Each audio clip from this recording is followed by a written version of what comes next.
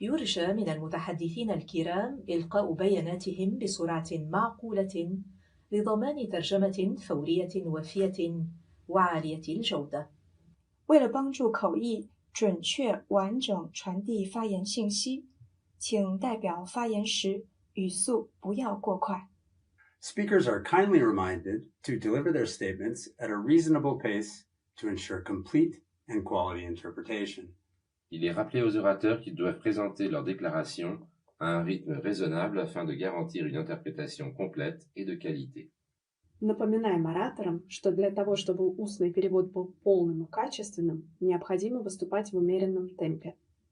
Se ruega a los oradores que pronuncien sus declaraciones a un ritmo razonable para garantizar una interpretación íntegra y de calidad. Excellences, distingués collègues, Monsieur le Haut-Commissaire, la 38e session extraordinaire du Conseil des droits de l'homme est maintenant ouverte. Permettez-moi de rappeler quelques éléments essentiels. Le mercredi 5 novembre, j'ai reçu une demande de convocation d'une session extraordinaire du Conseil pour examiner la situation des droits de l'homme à Al-Fashir et dans ses environs, dans le contexte du conflit en cours au Soudan. Cette demande a été soumise conformément aux dispositions du paragraphe 121 de l'annexe à la résolution 5/1. La demande, présentée par le représentant permanent du Royaume-Uni au nom d'un groupe d'États composé d'Allemagne, de l'Irlande, du Royaume des Pays-Bas, de la Norvège et du Royaume-Uni a reçu le soutien de 23 États membres du Conseil et également de 31 États observateurs auprès du Conseil. La demande de convocation, tout comme la liste des membres et des observateurs la soutenant, a été communiquée par note verbale à tous les membres et observateurs du Conseil. À ce jour, le Ghana a également exprimé son soutien à la session extraordinaire. Le système d'inscription en ligne à la liste des orateurs a été ouvert du mardi 11 novembre à 14 h au vendredi 14 novembre 2025 à 7 h. Avant d'ouvrir la discussion, permettez-moi d'aborder la question des méthodes de travail. Comme vous le savez, je n'ai pas reçu de réponse positive à ma demande de réunion supplémentaire à l'heure de la pause de déjeuner. Afin d'assurer que les travaux puissent s'achever pendant le temps qui nous est imparti aujourd'hui, le Bureau a donc proposé, comme reflété dans le compte-rendu de sa réunion du 13 novembre, de limiter le temps de parole à 1 minute et 30 secondes pour tous les orateurs. Je ne peux qu'exprimer ma déception. Il n'est pas été possible d'organiser cette session extraordinaire de manière à ce qu'elle puisse se dérouler dans de meilleures conditions et des temps de parole plus larges pour les membres dans le contexte d'une session extraordinaire. Puis-je donc considérer que le Conseil accepte la proposition du Bureau de limiter le temps de parole à 1 minute et 30 secondes pour les orateurs? Il est ainsi décidé. Excellences, distingués collègues, je donne maintenant la parole à M. Volker Türk, Haut-Commissaire aux droits de l'homme, pour sa déclaration. Monsieur le Haut-Commissaire, vous avez la parole. Mr. President, Excellencies, the atrocities that are unfolding in Al-Fashir were foreseen and preventable, but they were not prevented. They constitute the gravest of crimes. My office has issued more than 20 statements on Al-Fashir alone over the past year, based on information verified by our team. We warned repeatedly about the strangulating, suffocating siege under which people were reduced to eating animal feed and peanut shells. We warned about the spread of famine as people starved to death. And we warned that the fall of the city to the rapid support forces would result in a bloodbath.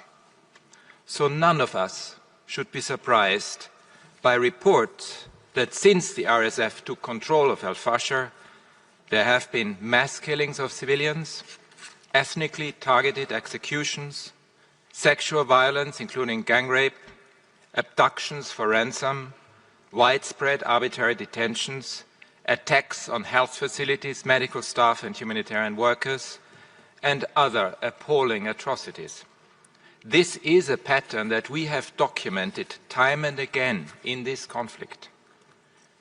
But our wake-up calls were not heeded. Bloodstains on the ground in Al-Fashir have been photographed from space. The stain on the record of the international community is less visible, but no less damaging. Mr. President, Excellencies, I thank the Member States that convened today's special session. The international community has a clear duty to act. There has been too much pretense and performance and too little action. It must stand up against these atrocities, a display of naked cruelty used to subjugate and control an entire population. It must take action to prevent continued large-scale human rights violations, often ethnically motivated in Darfur and beyond. And it must ensure that civilians from Al-Fashir and the surrounding areas have access to humanitarian aid and the protection they so desperately need. Concretely, that means several things must happen. First, all states with influence need to take urgent, concrete action to ensure the protection of all civilians in Al-Fashir and safe passage for those trying to leave. States must press for the unimpeded flow of aid and fund humanitarian programs fully. Second, states need to make concerted effort to hold to account all those responsible for violations of international humanitarian law and international human rights law in this conflict. My staff are gathering evidence of violations that could be used in legal proceedings, and we have deployed several missions to areas where civilians are fleeing, and we are sending more. The International Criminal Court has indicated that it is following the situation closely. All those involved in this conflict should know we are watching you and justice must prevail. Mr. President, third, the international community needs to take action against the individuals and companies that are fueling and profiting from this war. Sudan is caught up in a proxy battle for its natural resources and commodities. Numerous countries in the region and beyond are involved. Fourth, I urge everyone with influence to stand up for international law. That means advocating for an urgent referral by the Security Council of the situation in the entire country to the International Criminal Court. And it means making the arms embargo a reality, not only in Darfur, but across the whole country. Sudan is built on the diversity of its people. The war is setting regions and communities against each other, ripping apart the social fabric with consequences that will reach down generations. I implore all parties to the conflict to put their country and its people first and to engage in meaningful peace negotiations, a humanitarian truce and a transition to inclusive civilian rule. I urge them to fulfill their obligations under international law to ensure the protection of civilians and the passage of humanitarian aid. Finally, I must issue another stark warning about surging violence in Kordofan. All the signs are there: bombardments, blockades, people forced from their homes, a despicable disregard for civilian lives. Kordofan must not suffer the same fate as Darfur. International law must not be shredded before our eyes, and the suffering of the Sudanese people must end. Thank you. Thank you for your statement. I now give the floor to His Excellency Mr. Abad Dieng, Special Envoy for the African Union for the Prevention of Genocide and Other Mass Atrocities. He'll be speaking on behalf of the Special Counsel of the United Nations for the Prevention of Genocide. Mr. Chaloka Bayani will also speak. That will be a video contribution. It is with a profound sense of urgency and responsibility that we address this special session of the Human Rights Council on the crisis in and around Al-Fashir, Sudan. I have the duty to deliver this joint statement on behalf of Chaloka Bayani, the UN Special Advisor for the Prevention of Genocide and myself in my capacity as African Union Special Envoy for the Prevention of Genocide and Other Mass Atrocities. Today, the African Union and the United Nations stand united, bound by a long-standing partnership and a solemn duty to protect vulnerable populations from the scourge of violence and impunity. This is a humanitarian and human rights catastrophe unfolding before our eyes. The situation in Sudan, particularly in Al-Fashir and the wider Darfur and Kordofan regions, has reached a critical and tragic juncture. Since the outbreak of conflict between the Sudan Armed Forces and the Rapid Support Forces in April 2023, the civilian population has endured unimaginable suffering. Over 14 million people have been forcibly displaced, more than 40,000 killed, and countless others subjected to summary executions, mass killings, abduction, torture, rape, and attacks on humanitarian workers. As the UN's independent international fact-finding mission for Sudan recently stated, amid the rising tide of hate speech and ethnically driven violence and reprisal, we fear the darkest chapters of this conflict have yet to unfold. Survivors from Zamzam camps south of Al-Fashir have recounted being placed in the siege-like conditions. As one investigator stated, you kill, no food, no water, you don't allow access to humanitarian aid, so what you do want is to kill population, so it's very clear. The effect of this is really the crime against humanity of extermination. The deliberate starvation of civilians as a method of warfare, as seen in the besieged cities of Al-Fashir and Kadugli, is expressly forbidden under Article 54 of the Additional Protocol 1 to the Geneva Convention. The African Union Peace and Security Council unequivocally condemned these atrocities, demanded an immediate ceasefire, and called it for unrestricted humanitarian access. The Council stated, standing with the people of Al-Fashir who have suffered enough since May 2024 under siege by the paramilitary RSF, during which time they have been denied access to food and other social basic needs, which deeply offends and is against AU values and international human rights and international humanitarian law. And the UN Office on Genocide Prevention has warned the systematic targeting of non-Arab communities, Darfur, Zagawa, and Masalit in Darfur, by mass killings and sexual violence, including rape, by obstruction of humanitarian aid, thus creating conditions intending to cause death, and by destruction of homes, farms, health facilities, water points, and other livelihoods, constitute strong indicators of deliberate intention to inflict conditions of life on these groups calculated to bring about their physical destruction in whole or in part. Indeed, the risk of genocide exists in Sudan. It is real and it is growing every single day. Yet, we must go beyond condemnation.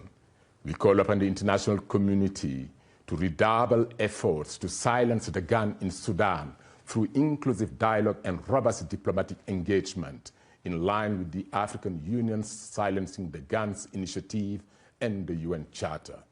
Demand immediate end to flow of weapons and fighters into Sudan that is further and very directly contributing to the systematic targeting of specific identity groups and to the already desperate situation in the country.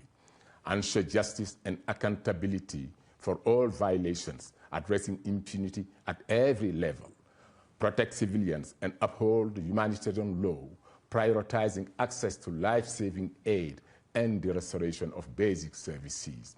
Support civil society and independent media, whose voices are essential for transparency, early warning, and prevention. Address the root causes of conflict, including discrimination, exclusion, and economic deprivation through inclusive governance and sustainable development. Ladies and gentlemen, to end, we urge all member states, regional organizations, and international actors to act decisively and collectively. The world must not stand by as atrocities unfold. Silence and inaction are complicity. Let this session mark a turning point, a rallying call to our shared humanity and duty. The people of Sudan deserve nothing less than our unwavering commitment to peace, dignity, and justice. Thank you. Merci pour cette déclaration. Thank you for your statement. I now give the floor to Mr. Surya Deva, the chair of the Coordination Committee of Special Procedures. He will also be joining us by video. President, Excellencies, and distinguished delegates, I have the honor of addressing the Human Rights Council today on behalf of the Coordination Committee of Special Procedures. We welcome the convening of this special session to address the human rights situation in and around Al-Fashir amid the ongoing conflict in the Sudan. Since the beginning of the conflict, the special procedures have raised the alarm through multiple communications and press releases, warning of widespread atrocities, massive displacement, and the catastrophic impact on civilians. For more than 2 years, the Sudanese people have endured the devastating consequences of a conflict marked by unrelenting violence, lawlessness, and disregard for international human rights and humanitarian law.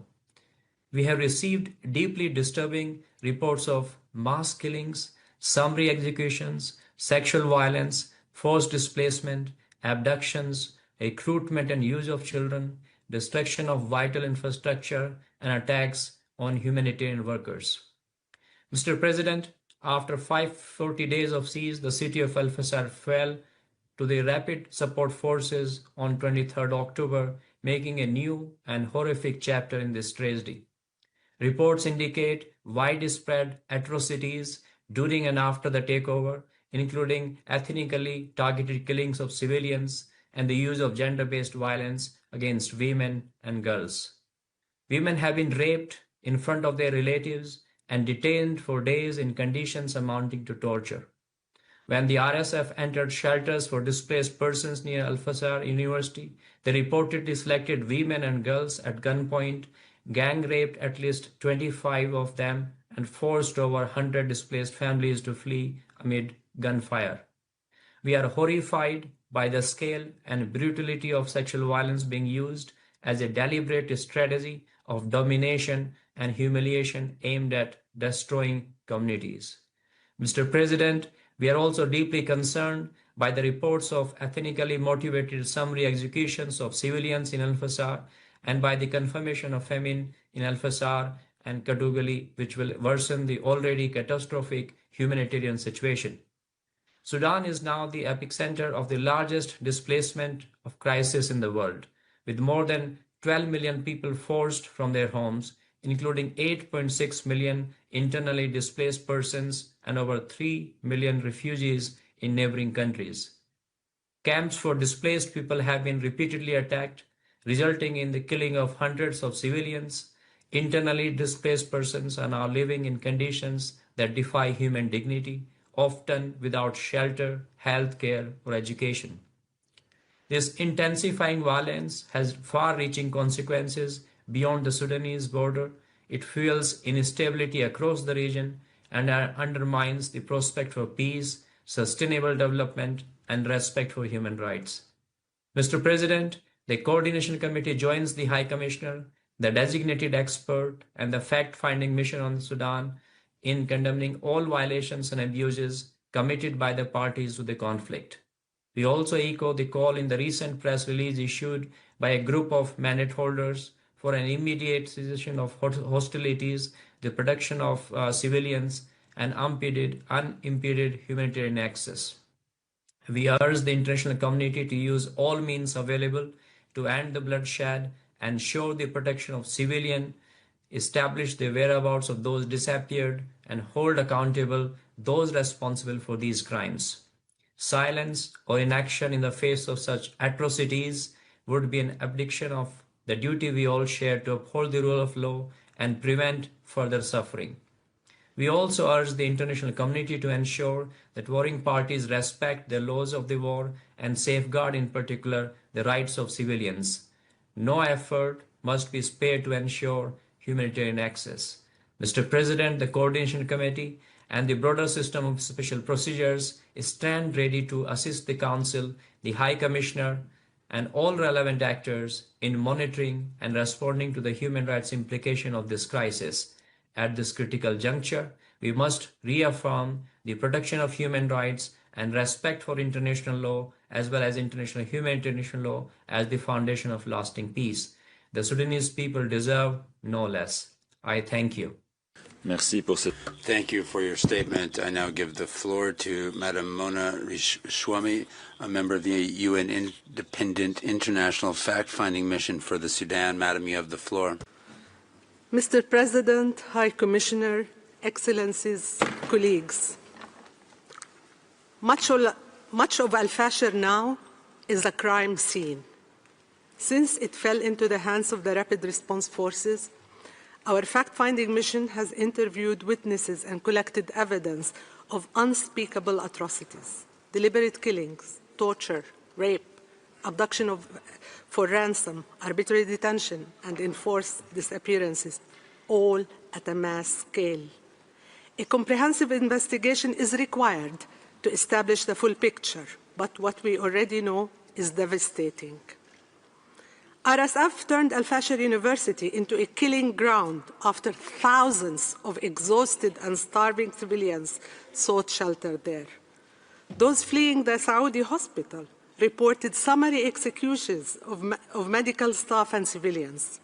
Survivors described bodies piling in the streets and in trenches dug in and around the city. Their accounts are corroborated by verified digital evidence, reinforcing the scale and gravity of these crimes.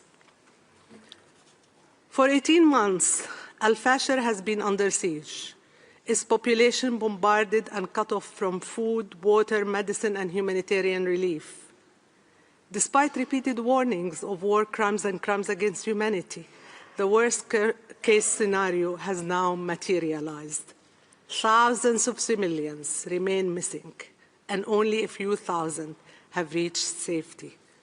We do not yet know whether they are too weak to leave or prevented from leaving, or whether they met an even worse fate. Some civilians who managed to escape told us they walked up to 60 kilometers without food or water to reach Tawila. At RSF checkpoints, women and men were subjected to invasive body searches, forced nudity, and interrogation about their ethnic and perceived affiliations. Verified videos show hundreds of men encircled by RSF fighters, beaten, forced to chant degrading slogans, and accused of supporting the rivals groups. Some verified videos show point-blank executions after the victim's ethnicity or affiliation with SAF or allied forces were suspected. Information gathered indicates that hundreds of women and girls were raped and gang raped along escape routes, including in public, without fear of repercussions or accountability. In one video, a female RSF fighter is seen laughing and urging her fellow fighters to rape women. The ethnic, political, and gender patterns are stark. Men from specific ethnic groups are executed. Women and children dominate those who are raped, abducted, and displaced. These crimes are not hidden. They are filmed, circulated, and even glorified. They mirror what we previously investigated in other parts of Darfur and elsewhere, now perhaps on a larger and more brutal scale. We are currently investigating similar atrocities in Kordofan, where civilians are encircled, aid is blocked, and starvation is beginning to emerge, risking another Al-Fashir.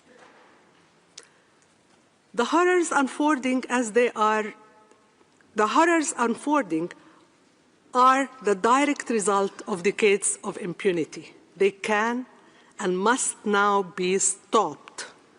Those who back, finance, and arm this machinery of brutality have the power and the duty to halt it. States with influence bear particular responsibility.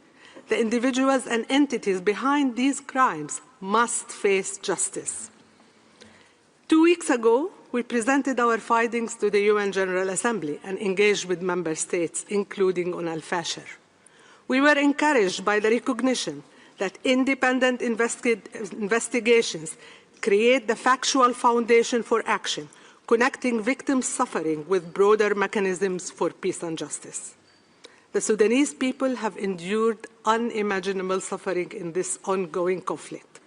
What they now need, and what international law demands, is an end to the bloodshed, immediate protection, and a credible path to justice.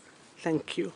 I thank you for your statement. I now give the floor to Madam Niemet Ahmedi, the President of Darfur's Women Action Group, and this is a video message as well. Hello, everyone. Thank you for the opportunity to address you today. As I speak to you, I am horrified, dismayed, and heartbroken to bring to you the plight of our people in Al-Fashir today. In the last week of October, the Rapid Support Forces have taken control of Al-Fashir, where Al-Fashir witnessed the worst massacre that brought unspeakable suffering to the men, women, and children of Darfur, who have suffered long before this attack has taken place. We have seen systematically the Rapid Support Forces killing people, following people as they flee, setting people in rows and shooting at them in masses. We have seen children have been hung into trees, with the Rapid Support Forces militia cheering up and celebrating, using degrading words, while these children, teenage, who have been hung, screaming, crying, and begging for mercy for their life. People who have fled for their life have been killed. Women have been shot at and killed, leaving their children to wander around. Innocent children have been murdered precisely by the Rapid Support Forces. Credible sources confirm that uncountable number of women and girls have been raped. The Rapid Support Forces went into search house after house, building after building for those who have hid for their life, killing the men, torturing them, and raping women and girls. In an attack in a hospital, the Rapid Support Forces militia marched into this hospital, whereby 450 innocent patients were murdered, along with the medical staff and patient companions. Many more have been trapped and prevented from fleeing. I have never seen perpetrators that so emboldened, so brutal, so cruel, that they kill the people and record themselves and broadcast it across the internet while cheering in celebration, bragging about it, saying now that we have taken Al-Fashir, we are going to change the name of Darfur into the land of Al-Junayd, which is a prominent name for renegade Arab who have been brutalizing our people. This has echoed the broadcast that we have seen in Al-Junayd during the night of the mass exodus and the large-scale massacre that was witnessed in the eve of the killing of the governor of West Darfur. They prevent medical supply and humanitarian aid to be delivered into Al-Fashir or the surrounding area, including Abu Shouk and Zamzam camp. We further have seen the violation of international law and the systemic nature of uprooting the people of Darfur from their land by dismantling the camp.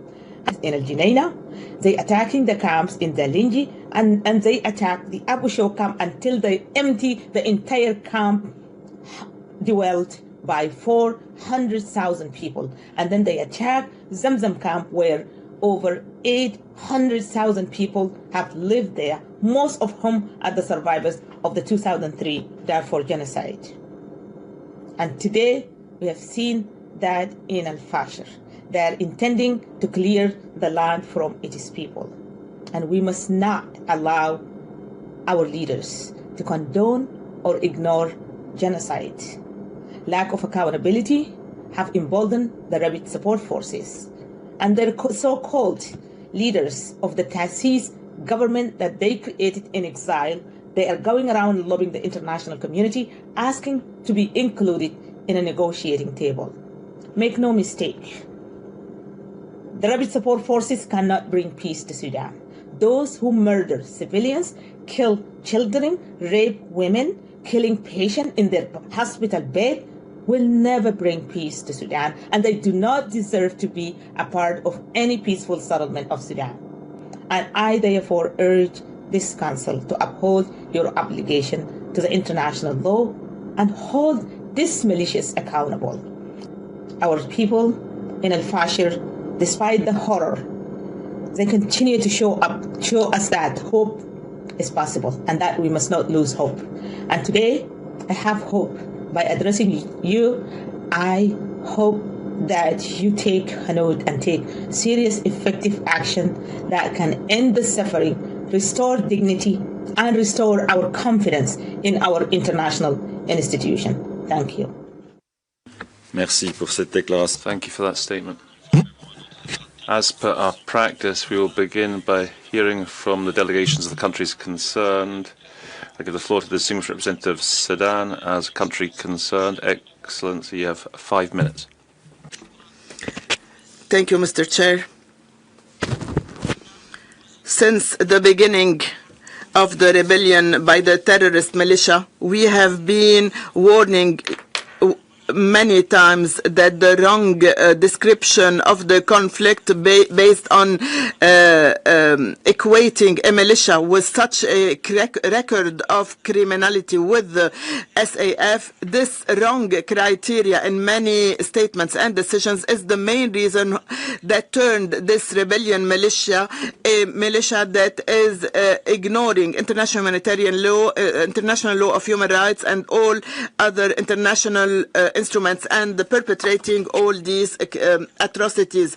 Is it normal to see someone who thinks that such a terrorist militia, a criminal terrorist militia, to be a part of any human entity?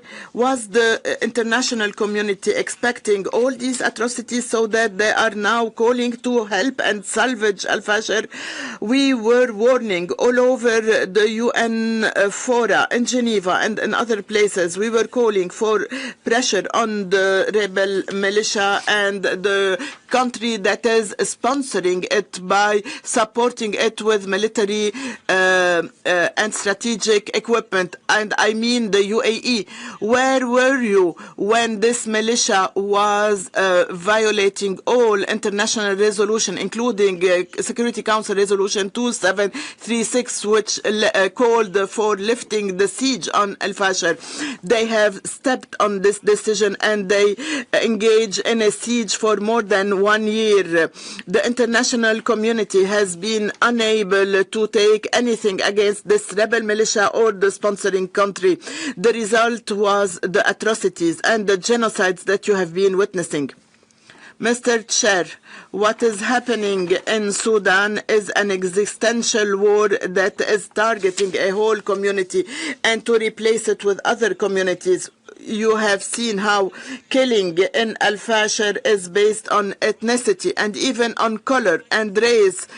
So how can you describe genocide if this is not a genocide? You have also followed how they have systematically targeted civilian infrastructures and civilians for 2.5 years, and they have also targeted the mosque of Al-Arga Mosque in Al-Fashir.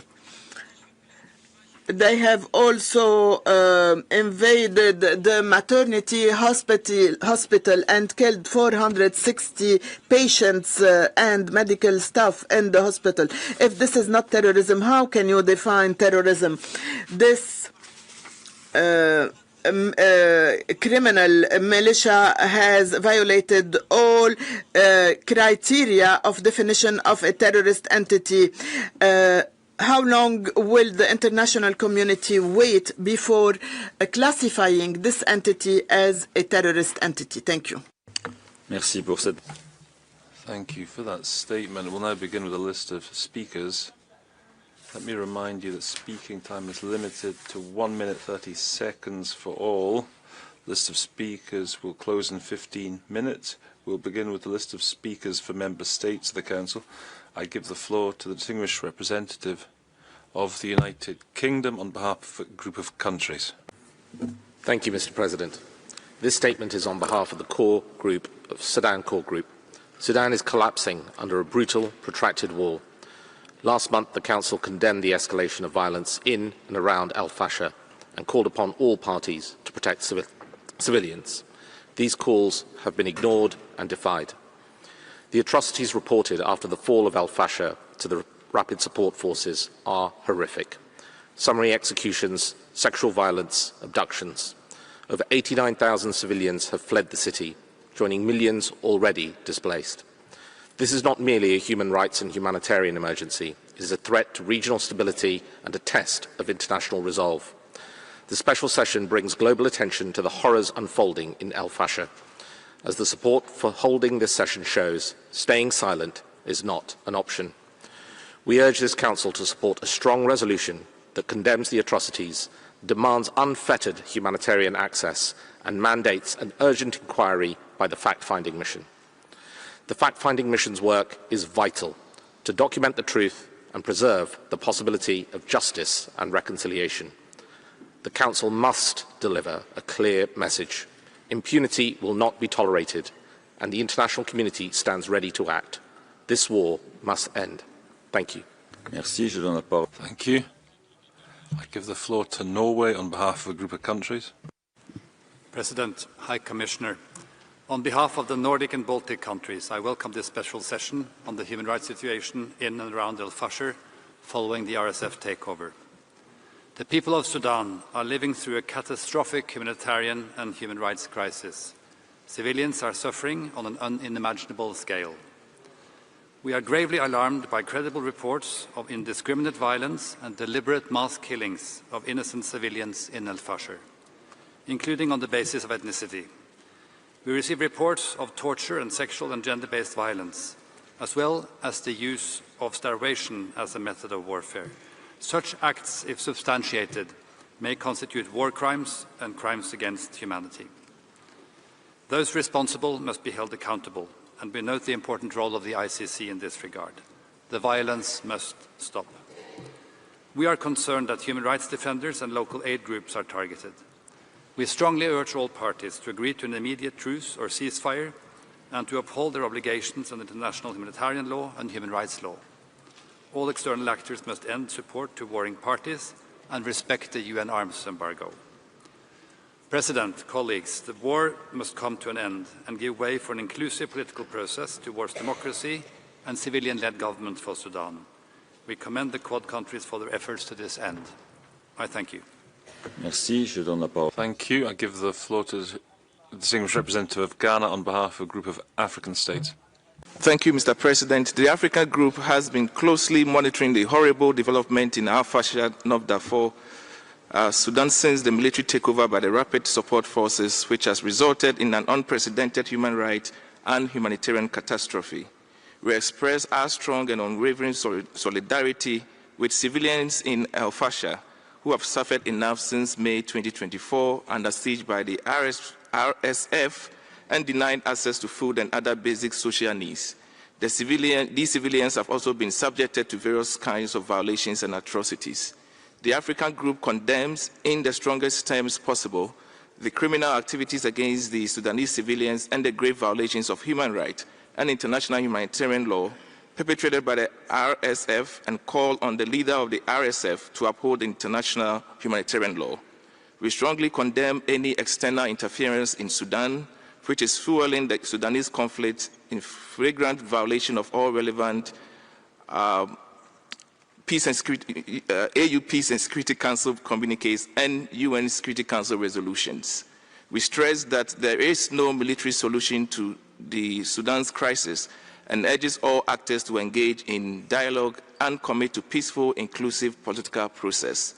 The African Group reaffirms the need for a single coordinated international effort to resolve the crisis in the Sudan. I thank you. Merci, je donne la parole. Thank you. I give the floor to the distinguished representative of the European Union on behalf of a group of countries. Mr. President, I have the honor to speak on behalf of the European Union. North Macedonia, Montenegro, Serbia, Albania, Liechtenstein, Moldova, Ukraine align themselves with this statement. The EU strongly condemns the ongoing conflict in Sudan and the RSF's takeover of Al-Fashir.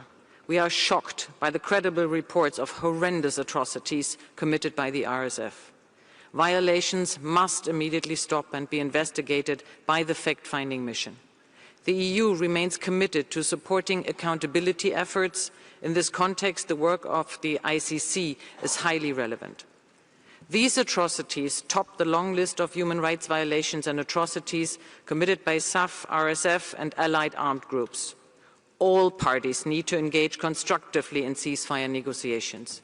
The EU urges external actors to immediately cease support to the warring parties and to comply with the UN arms embargo. The EU strongly urges all parties to uphold their obligations under international humanitarian law and human rights law. The EU will continue stepping up its humanitarian aid, which currently stands at more than €270 million to Sudan and the neighbouring countries. The EU will continue to engage also through the EU Special Representative for the Horn, including with an initiative on the protection of critical infrastructure, and strongly supports the vital role played by civil society actors. I thank you. Thank you. I give the floor to Distinguished Representative of Algeria on behalf of the Group of Arab States. Thank you, Mr. President. The Arab Group condemns in the strongest terms the crimes committed against innocent civilians, including women and children, the elderly, in Al-Fashir after the takeover of the RSF of this city in late October after a long siege for 2 years, despite the Resolution 2736. The group condemns the horrifying attacks against the Saudi maternity hospital in Al-Fashir, which led to the fall of victims, patients, and medical staff. Perpetrators of these violations should be held accountable. In this context, the group calls for the implementation of the provisions of the Jeddah Declaration to protect civilians. The group welcomes the regional and international efforts underway to reach a humanitarian truce to have a permanent ceasefire. The group values the humanitarian assistance provided for the affected, and we call upon the international community to double these efforts in order to respond to the urgent needs to those who need it in Al-Fashir and nationwide. We renew that we stress the sovereignty, territorial integrity, and unity of the Sudan with no interference in its internal affairs, and to keep its institutions without any collapse and through the formation of a civil government. Thank you, Mr. President. Merci. Thank you. I give the floor to the Distinguished Representative of Pakistan on behalf of the OIC. Thank you, Mr. President. The OIC Group is deeply concerned over the recent developments in the Republic of Sudan and strongly condemns the grave humanitarian and human rights violations committed during the attacks carried out by RSF on the city of Al-Fashir. The situation has resulted in a deteriorating humanitarian situation in the country. Millions of Sudanese, including women and children, are in urgent need of life-saving humanitarian support. The multifaceted crisis faced by the people of Sudan needs urgent attention. We urge the international community, including humanitarian organizations, to enhance their support and assistance programs. We also call upon these agencies to provide support to Sudan's neighboring countries, which are hosting a large number of people displaced due to the conflict. We welcome the efforts to bring peace and stability in the country. We call on all parties to guarantee the unimpeded delivery of humanitarian aid to those in need, exercise restraint, and take effective steps towards fully implementing the Jeddah Agreement of 2023. We reaffirm our solidarity and stand by the people of Sudan during these challenging times and reiterate our support for the sovereignty and territorial integrity of Sudan. I thank you. Merci. Je donne la parole. Thank you. I give the floor to the Distinguished Representative of Kuwait. Thank you, Mr. Chair. We will express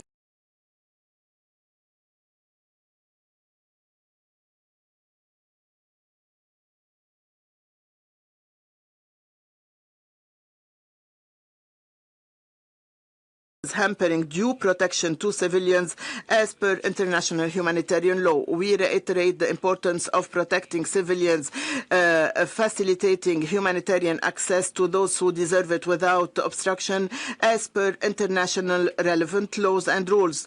And as per the Jeddah Declaration of 2023, we reiterate our support to international and regional efforts. The best way to find a solution to the Sudanese crisis is through an inclusive national dialogue and peaceful political solutions away from any mechanisms that do not enjoy the acceptance of the concerned country. And we reiterate our support to Sudan's sovereignty, territorial integrity and independent national decisions. We call upon empowering UN mechanisms in Sudan in a constructive manner so as to support humanitarian efforts and response. We look forward to adopting a resolution by consensus that will send a clear and strong message by international community that reflects a unified position vis-à-vis the suffering of the Sudanese people and supports efforts to end violence and achieve peace and stability. Thank you, Mr. Chair. Merci. Thank you. I give the floor to the distinguished representative of Qatar. We stress our principled position. We support the unity, territorial integrity of the Sudan and the right of its people to enjoy living in peace, security and dignity. We also care for the rights of the Sudanese people, and we reject any form of interference in the internal affairs of the Sudan, notably fueling the armed conflict. We are shocked and we condemn the atrocities committed by the RSF in Al-Fashir, and we call for an immediate end of these atrocities and holding perpetrators accountable. We renew our principled position. This war should end, and we need a peaceful solution to keep the unity of the Sudan and the institutions and its territorial integrity. It is time for the whole world to pay attention to this tragic humanitarian catastrophe and to work hard to end it. By the day we witness more atrocities and innocent civilians pay the price, just as we saw in and around Al-Fashir, and we fear that this might be repeated in other regions and areas if we do not move to end that. We stress that we stand in solidarity with the Sudanese people at this critical juncture, and we will continue to provide all forms of support, and we call upon the international community to redouble efforts and to provide humanitarian assistance to meet the increasing urgent needs of the Sudanese people. Thank you, Mr. President. Merci. Thank you. I give the floor to the distinguished representative of Republic of Korea.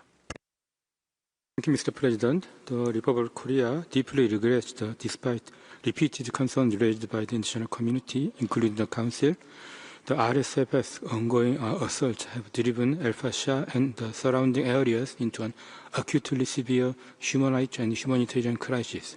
We further deplore that this catastrophic situation continues to worsen across North Darfur and Kordofan. We strongly condemn the RSF's attacks against civilians, including attacks on health workers and hospitals, as well as reported large-scale atrocities such as ethnically motivated killings, summary executions, and sexual violence. All perpetrators of such human rights violations and abuses must be held accountable. We therefore support robust accountability measures, including through the fact-finding mission and the International Criminal Court. We once again urge all parties, particularly the RSF, to cease hostilities, to facilitate immediate and unhindered humanitarian access, and to ensure the protection of civilians, including by allowing safe passage. This crisis demands more than repeated words. It requires concrete action. The Republic of Korea stands ready to actively engage with the international community to alleviate the suffering of the Sudanese people and to support efforts towards sustainable and lasting peace in Sudan. I thank you. Merci. Je donne la parole. Thank you. I give the floor to the distinguished representative of Japan. Thank you, Mr. President. We thank you for convening this special session. Japan remains deeply concerned about the worsening human rights and humanitarian situation in the Sudan, particularly in and around Al-Fashir. We are appalled by the reports on horrendous attacks, including summary executions, mass killings, attacks against humanitarian personnel, and forced displacement. Women and girls in particular are disproportionately at risk, especially as the last remaining maternity hospitals in Al-Fashir have been destroyed and conflict-related sexual and gender-based violence continues unabated.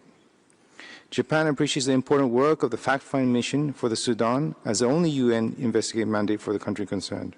The FFM's work is now more vital than ever to ensuring accountability for the reported violations and abuses of human rights, as well as the reported violations of international humanitarian law. Japan reiterates its call on all parties to the conflict to immediately cease the hostilities and uphold their obligations under international humanitarian law and human rights law. We urge all parties to guarantee immediate, unconditional, safe, and unhindered humanitarian access to populations in need while protecting civilians and those placed orders to combat. Japan remains committed to supporting Sudanese efforts toward an orderly transition to civilian rule in close cooperation with the international community, including through the work of its Special Envoy for the Horn of Africa. I thank you, Mr. President. Merci. Je donne la parole au Thank you. I give the floor to the Distinguished Representative of Spain. Thank you. President, Spain aligns with the EU statement. We express our outrage at the high level of violence perpetrated in Al-Fashir by the RSF militia and their allies. We condemn in the strongest terms the grave violations of human rights and of IHL committed by the RSF, which could constitute war crimes, crimes against humanity. Those atrocities which include widespread use of sexual and gender-based violence against women and girls, and a whole litany of violations that were referred to by the OHCHR have direct commitments but affect us and call on us all to act. We call for immediate ceasefire to avoid escalation of the conflict. We urge the parties to begin peace negotiations to put an end to the war and end the suffering of an exhausted population victim of the most serious humanitarian crisis in the world.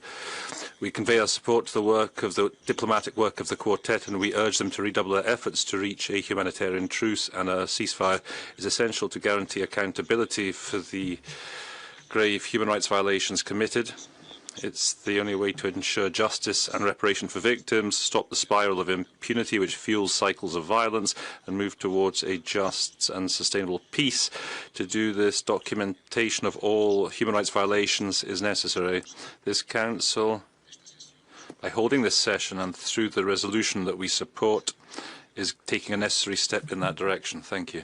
Merci. La liste est ouverte. Thank you. The list of speakers now closed. I give the floor to the Distinguished Representative of South Africa. Thank you, Mr. President. My delegation aligns with the statement delivered by Ghana on behalf of the African Group. South Africa condemns the mass atrocities committed by the RSF, deliberately targeting civilians and essential civilian infrastructure in and around Al-Fashir, which constitute war crimes and may amount to crimes against humanity. South Africa shares the concerns recently expressed by the UN experts about the scale and brutality of these crimes, including the widespread and systemic levels of sexual violence as a deliberate strategy and a weapon of war. Sadly, this savagery is not new. Not only is the RSF the janjaweed of yesteryear, but loud warnings have been issued for months now about the risk of mass slaughter. We can therefore no longer afford to remain silent. This impunity must come to an end.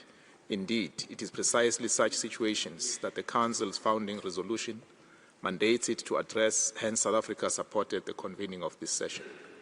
Accordingly, we echo the AU's call for the RSF to be held accountable, together with the external role players who aid and abet them in perpetrating these horrific crimes. We reaffirm our solidarity with the people of Sudan and call for a stop to the flow of arms. The guns must be silenced once and for all. I thank you. Merci. Thank you. I give the floor to the Distinguished Representative of Algeria.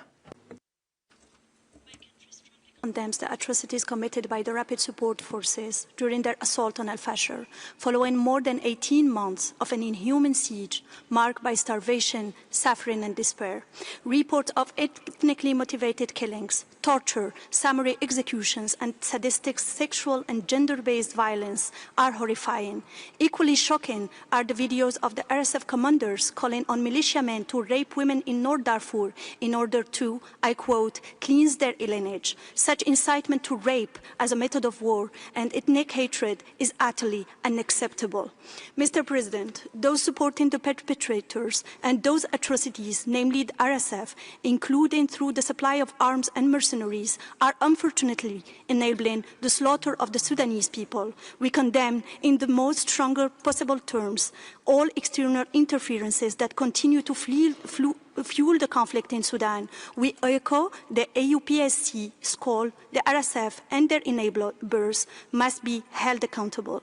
We also condemn the establishment of a parallel government authority in areas under RSF control. My country reaffirms its commitment to the sovereignty, unity, and territorial integrity of Sudan. We also reaffirm our commitment to sustainable peace in Sudan that is Sudanese-owned and led with support of the AU and the United Nations through the personal envoy of the Secretary General. I thank you. Merci. Je donne la parole au... Thank you. I give the floor to the Distinguished Representative of Indonesia. Mr. President, Indonesia is deeply appalled by reports of mass atrocities and ethnically targeted violence committed by the Rapid Support Forces in Al-Fashir. The scale and brutality of these crimes demand the strongest condemnation and immediate decisive action. Indonesia calls for concerted effort to end the bloodshed and ensure the protection of civilians. The ongoing siege of Al-Fashir by the RSF must be lifted immediately to allow safe, rapid, and unhindered humanitarian access. Mr. President, this special session will only be meaningful if the aspirations of Sudan, as the country concerned, are duly considered. The crisis in Al-Fashir is driven by impunity and the flows of weapons. The Sudanese government's duty to protect its people must be supported by the international community. This means holding the perpetrators accountable and refraining from external interference that fuels conflicts and instability. The Council should also strengthen technical assistance to help Sudan fulfill its international obligations. Indonesia reaffirmed its solidarity with the people of Sudan and its commitment to Sudan's sovereignty, unity, and territorial integrity. We call for an inclusive Sudanese-led political process towards sustainable peace and for all parties to return to mediation. Thank you.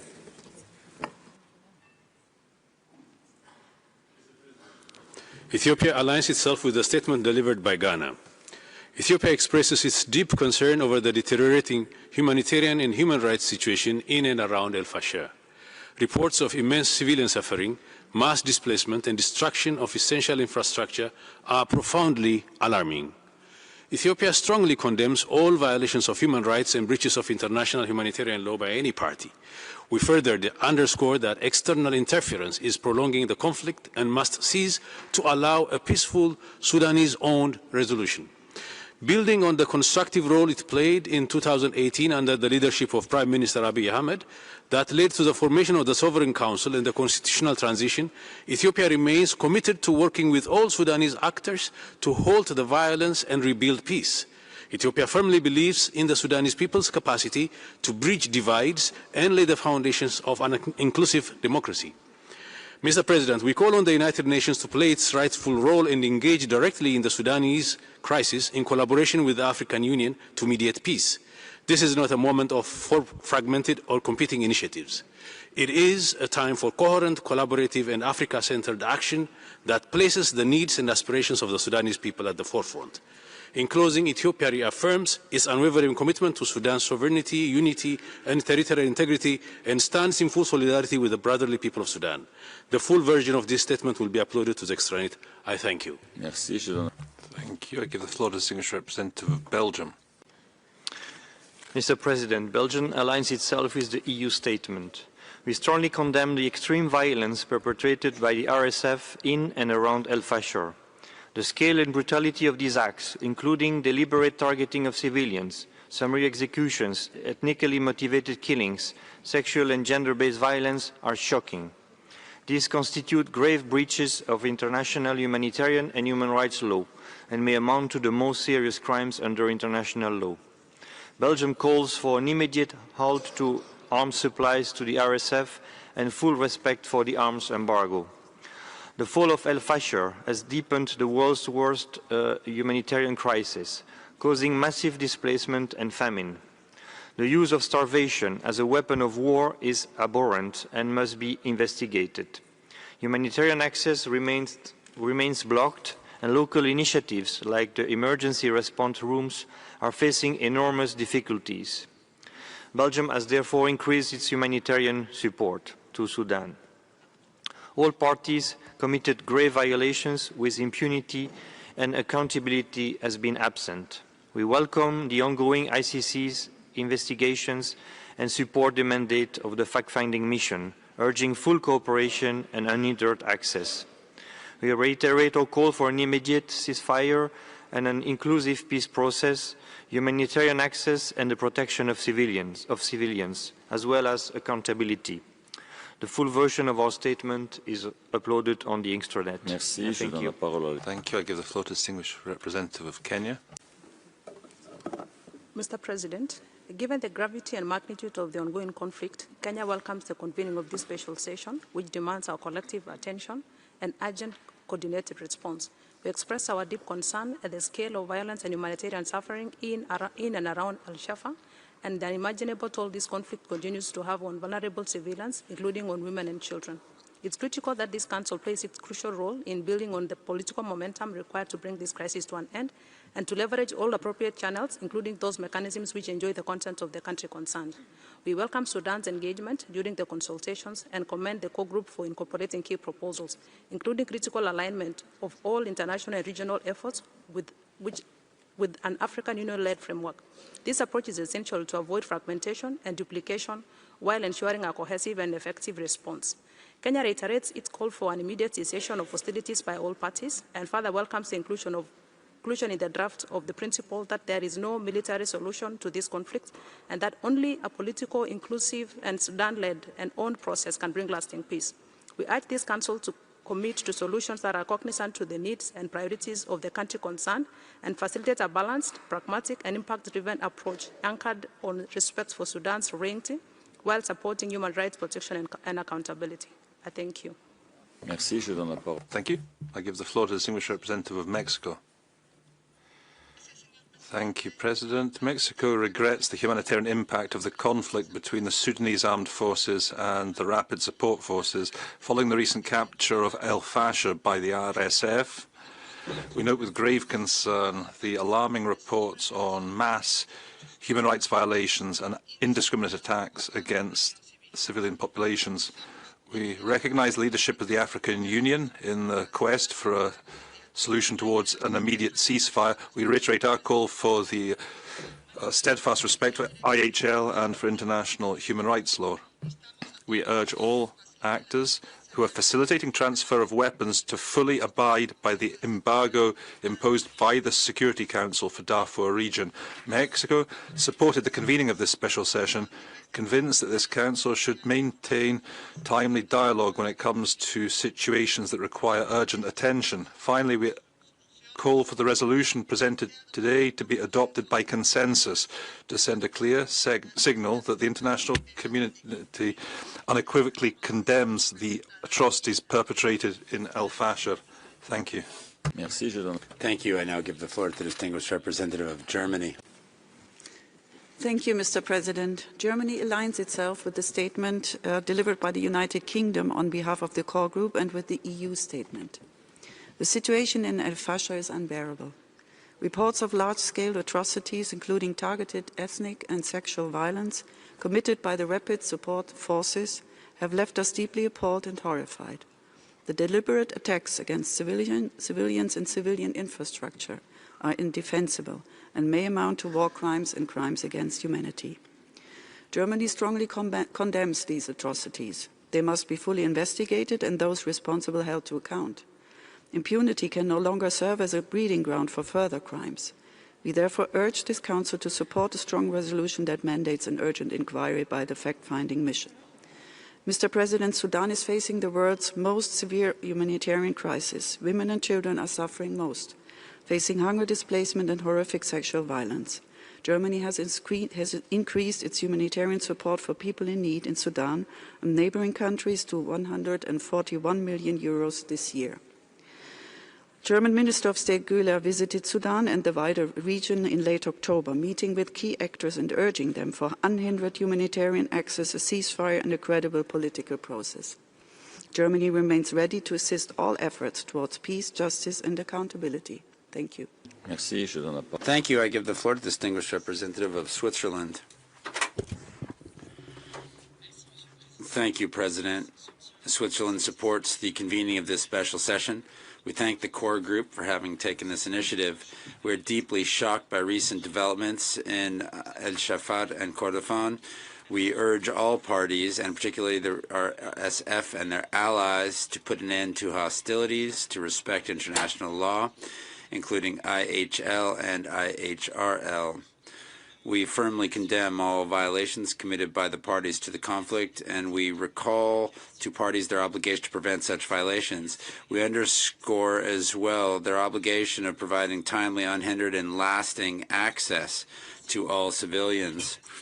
The devastating war in Sudan must come to an end. The protection of civilians, to include humanitarian personnel, must remain an absolute priority.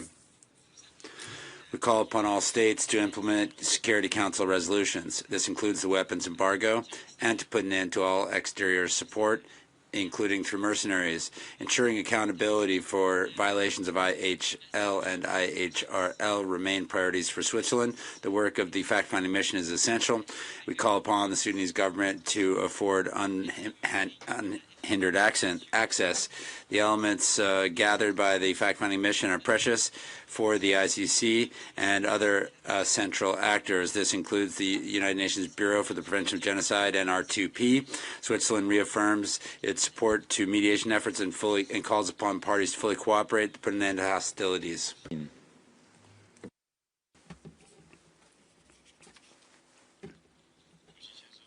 Mr. President, recently in Al-Fashir, Sudan, the situations concerning large numbers of civilians are trapped in fighting. Casualties continue to rise, and the human rights situation has worsened drastically. We condemn all acts that harm civilians. The most urgent task is to cease the fire and violence, alleviate humanitarian crisis, and restore stability as soon as possible. We call on all parties to immediately stop hostility, protect facilitate humanitarian access to Al-Fashir to ensure the fundamental rights of Sudanese people, including the right to life. We firmly support the sovereignty, unity, and territorial integrity of Sudan. Resolving the Sudan issue depends on the Sudanese people themselves. Imposing country-specific human rights mechanisms and expanding their mandates will complicate the situation further. We hope the Council can, on the basis of respecting views of country concerned, and seek common ground so as to facilitate a lasting solution through dialogue and negotiation. Thank you. Thank you. I give the floor to the distinguished representative of North Macedonia. Thank you, Mr. President. We are deeply concerned about the worsening situation in Sudan, particularly the escalating and systematic violence in and around Al-Fashir. Hundreds have been killed, thousands have fled their homes, and countless others face inhuman treatment. We are especially alarmed by the plight of women and children trapped between front lines and repeatedly displaced. They face starvation, lack of clean water, and widespread violence, including sexual and gender-based violence. Mounting evidence indicates that rape is being deliberately and systematically used as a weapon of war.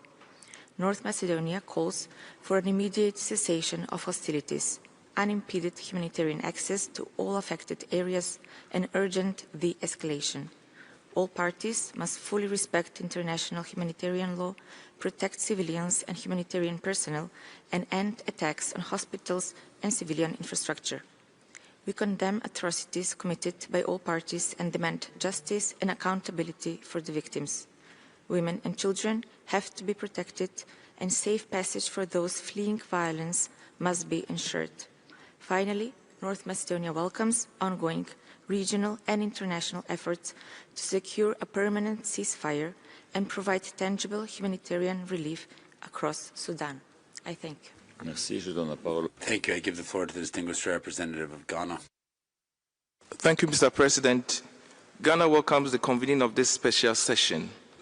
Ghana has been genuinely alarmed by the systematic, widespread, and grievous human rights violations unfolding before our eyes in Al-Fashir over the past several months. We are certainly not happy with the current state of affairs, and our ambition remains, as stated before, a swift return to normalcy. Ghana strongly condemns all the reported atrocities. Ghana calls on the Rapid Support Forces to end the unwarranted attacks on civilians as well as on civilian infrastructure in Al-Fashir. We further urge the RSF to engage in meaningful dialogue with the de facto authorities within the context of the African Union Roadmap for Peace in the Sudan. We also emphasize the need for all reported violations of human rights and crimes, including conflict-related sexual violence committed by the RSF in and around Al-Fashir, to be investigated and the perpetrators held to account. In closing, we urge the Council to extend every necessary support to the Sudanese authorities, especially support to the domestic judicial processes established by the authorities to investigate all the alleged violations. I thank you. Thank you. I give the floor to the distinguished representative of the Maldives.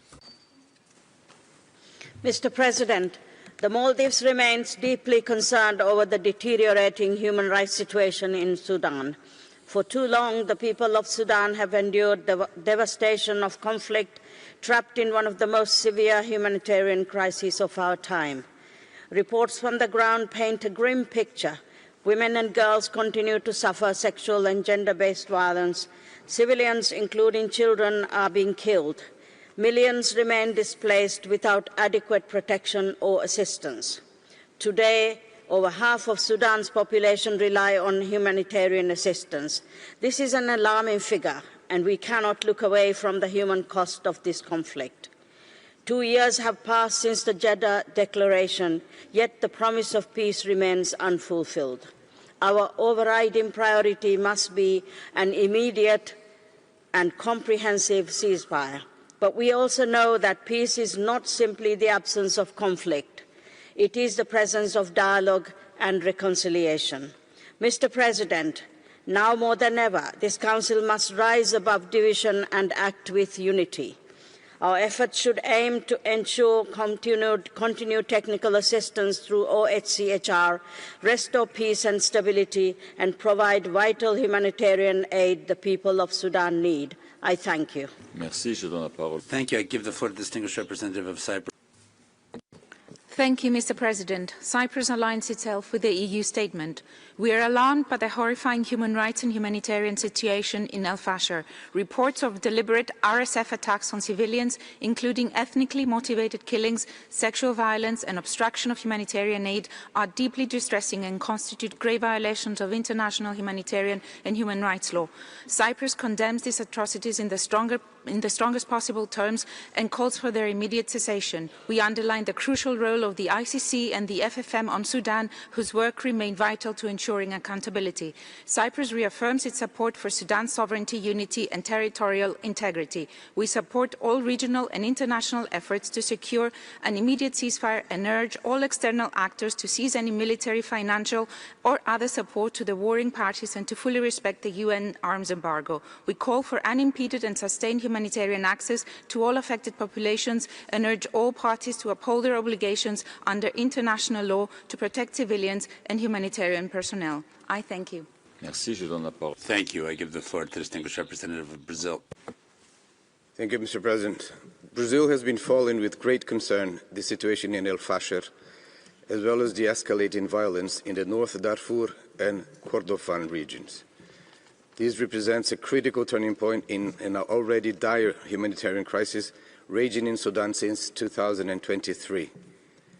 Brazil strongly condemns the attacks by the Rapid Support Forces against civilian targets in Al-Fashir, including hospital facilities, which are estimated to have caused the death of more than 2,000 civilians. We specifically condemn the ethnic and sexual violence, summary executions, and forced displacement committed in the city and around the region. We reiterate that hunger must not be used as a weapon of war.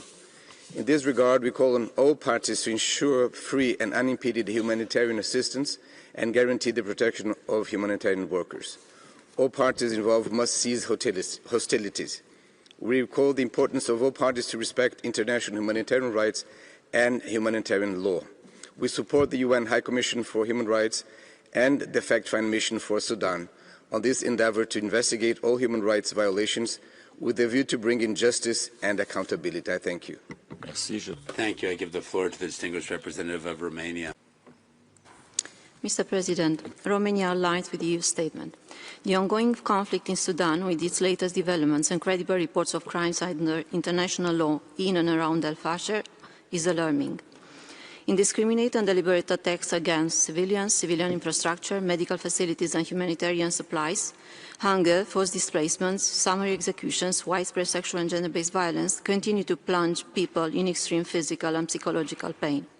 Regrettably, children, women, elderly, persons with disabilities and other persons in most vulnerable situations are hit the hardest. We condemn all violations of human rights and of international humanitarian law in Al-Fashir and across the country and call for their immediate cessation. Perpetrators should be brought to justice. The evolving humanitarian crisis, the most severe in the world, is deeply concerning. Safe and unhindered humanitarian access within the country is urgent. We should ensure that humanitarian assistance reaches the most in need first. We call for an immediate and durable ceasefire and for negotiations to peacefully solve the conflict. All other conditions for such an outcome, including preserving Sudan's unity and territorial integrity and ending the support of involved third actors, should be guaranteed. We reaffirm our strong support for regional and international coordinated mediation efforts, as well as for the fact-finding mission's mandate, enabling it to fulfill its investigative functions, including in regard with the recent violation and abuses of international human rights and humanitarian law committed in and around Al-Fashir through its... Thank you. I give the floor to the distinguished representative of the Democratic Republic of Congo. Thank you, President. The Democratic Republic of Congo associates itself with a statement made by Ghana on behalf of the African Group. We are pleased at the convening of this special session on the situation of human rights in Al-Fashir and in its environs in the context of the conflict underway in Sudan. My delegation is concerned over the escalation of violence in Al-Fashir, as well as the effect of the ongoing combat in Sudan, which has a devastating effect on civilians. And this includes massive displacement of persons, loss of human life, and catastrophic effects. We are suffering a similar in events in the North and South Kivu, so we understand the suffering and we express our solidarity with the civilians of Al-Fashir. We condemn the criminal activities perpetrated against civilians, against the civilians of Sudan, and the serious human rights and humanitarian violations. We call for safe, rapid, and unhindered humanitarian access to the populations in Al-Fashir that are suffering from these attacks and human rights violations. Further, the DRC calls or urges the international community to help Sudan in its efforts to find truth and fight against impunity and to prevent other probable human rights violations. Further, we reaffirm the need for all states to respect the sovereignty and territorial integrity and independence and political unity of Sudan. I thank you. Thank you. I give the floor to the distinguished representative of France. Thank you, President. France associates itself with the statement of the EU. The taking of Al-Fashir by the RSF makes this special session crucial. France urges the RSF to protect all civilians without discrimination, to respect IHL and human rights law. We firmly condemn the atrocities committed by the RSF against civilians. These could be crimes against humanity and war crimes, according to the Office of the Prosecutor of the ICC. France calls upon the Sudanese armed forces and their allies to show restraint in their responses and to protect and spare the civilians caught in Al-Fashir. The these humanitarian crises in Sudan reaches a new crescendo. France condemns firmly the attack of the Saudi hospital in Al-Fashir, which has led to 460 deaths, according to the WHO. We call for unhindered, fast, and safe access for humanitarian personnel, and we call upon implementation and urgently of the humanitarian truce proposed by the Quad. Only a ceasefire and a peace process can put an end to the suffering of the Sudanese people. The parties to the conflict are responsible to commit to negotiations, and France calls for a respect for the arms embargo and an end to foreign support to this conflict.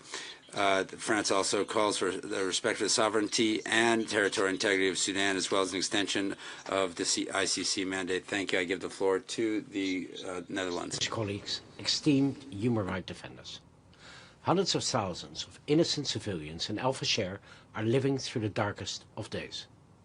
We have seen reports of ethnically motivated mass killings, conflict-related sexual violence, and starvation used as a method of warfare by the Rapid Support Forces. All acts that are prohibited by international law. These atrocities are being fueled through supply of arms and funds, worsening the already most severe humanitarian crisis in the world. The African Union and European Union have voiced grave concerns about the escalating violence, and so has the Netherlands. So, the Netherlands is calling for an immediate end to all human rights violations, respect for international humanitarian law, and full compliance with the UN arms embargo. We need to document and investigate violations through the fact-finding mission of the Human Rights Council and through the International Criminal Court. Humanitarian support must be increased, and the Netherlands contributes in various ways. And I urge my colleagues to do whatever they can in terms of finance and diplomacy. We cannot stand by and do nothing. Merci, Monsieur. I thank the Minister, and I'll give the floor to the distinguished representative of Chile. Thank you, President. Chile appreciates the convening of this special session, given the extreme gravity of the situation of Al-Fashir and other surrounding areas. This calls for a firm response from this Council. We condemn in the strongest terms the violence and mass atrocities, as well as all other serious violations of international humanitarian law committed by the parties, the RSF and other parties. We urge the parties to bring a cessation to hostilities, safe humanitarian corridors, and full, unhindered and safe access to human rights observers and humanitarian workers. President, as with other situations in which there is a flagrant violation of human rights, impunity should not be tolerated. The fact-finding mission as a mandated mechanism for an impartial and independent investigation which should determine responsibilities and allow for truth, justice, and reparation for victims has the full support of my country. In step with that, that we see in the arms embargo from the Security Council, we call upon all third-party countries that finance or arm or support the parties to put an end to any contribution that prolongs the conflict, and that they meet the commitment of not being enablers of mass atrocities. Chile reaffirms its commitment to the protection of civilians and to international protection of human rights law, and we continue to support multilateral efforts. Thank you. I give the floor to the distinguished representative of Albania. Thank you, Mr. President. Albania is deeply alarmed by the catastrophic human rights and humanitarian situation in Sudan, especially in and around Al-Fashir and across North Darfur.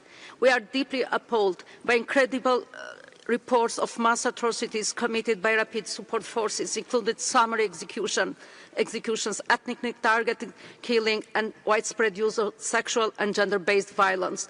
We are particularly disturbed by reports of attack on hospitals. Humanitarian workers have also been targeted, making it even more difficult to deliver life-saving assistance. Mr. President, Albania fully supports the draft resolution presented by UK, Germany, the Kingdom of Netherlands, Ireland and Norway, Albania also aligns with the statement delivered by the EU. We reaffirm the urgent need for an immediate and unconditional ceasefire, safe and unhindered humanitarian access and the protection of civilians in accordance with international law. We call on all parties to fully implement the Jeddah Declaration of Commitment to protect civilians and to allow civilians to move to safer areas. Accountability is central to any sustainable solution, and those who commit atrocities must face justice. Albania supports all regional and international efforts aimed to de-escalation and Sudanese-led political process. I thank you. Merci. Thank you. I give the floor to the distinguished representative of Bulgaria. Thank you, Mr. President. Bulgaria aligns itself with the statement made by the European Union. Bulgaria is deeply concerned by the broader escalation of the conflict between the Sudanese armed forces and the Rapid Support Force in North Darfur and the Kordofan region, and particularly by the violence and atrocities committed by the Rapid Support Force in Al-Fashir and its surrounding areas following the capture of the town. We condemn all reported human rights violations and abuses and violations of international humanitarian law, including summary executions, sexual violence, mass internal and external displacement, and the dramatic deterioration of the humanitarian situation. All perpetrators of these violations and abuses must be held accountable. Bulgaria urges all actors in the Sudan to take effective measures for the protection of civilians, health and humanitarian workers. We call for ensuring immediate, safe and unhindered humanitarian access to all those in need, with a focus on the vulnerable groups such as IDPs, women, children, the elderly and the disabled. All parties must respect international humanitarian law and uphold their commitment under the Jeddah Declaration. We urge all parties to the conflict in the Sudan to immediately cease hostilities, establish an independent monitoring mechanism of the ceasefire and negotiate a peaceful settlement of the conflict. Bulgaria reiterates its support for the independent international fact-finding mission and expects it to thoroughly investigate the recent violations and abuses of international... Thank you. I give the floor to the distinguished representative of Bangladesh. Thank you, Mr. President. We take note of the High Commissioner's opening remarks.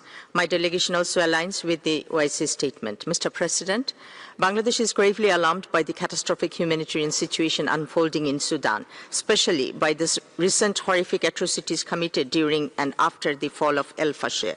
Bangladesh condemns unequivocally the deliberate targeting of civilians, conflict-related sexual violence and weaponization of starvation, and the systematic destruction of civilian infrastructure. Mr. President, Bangladesh calls for immediate, safe and unhindered humanitarian access to all affected populations, including those trapped in and around Al-Fashir. Life-saving aid must be allowed to flow and the safe passage of civilians fleeing violence must be ensured. The people of Sudan deserve peace, dignity and justice. In this regard, Bangladesh underscores the urgent need of a humanitarian truce leading to a lasting ceasefire.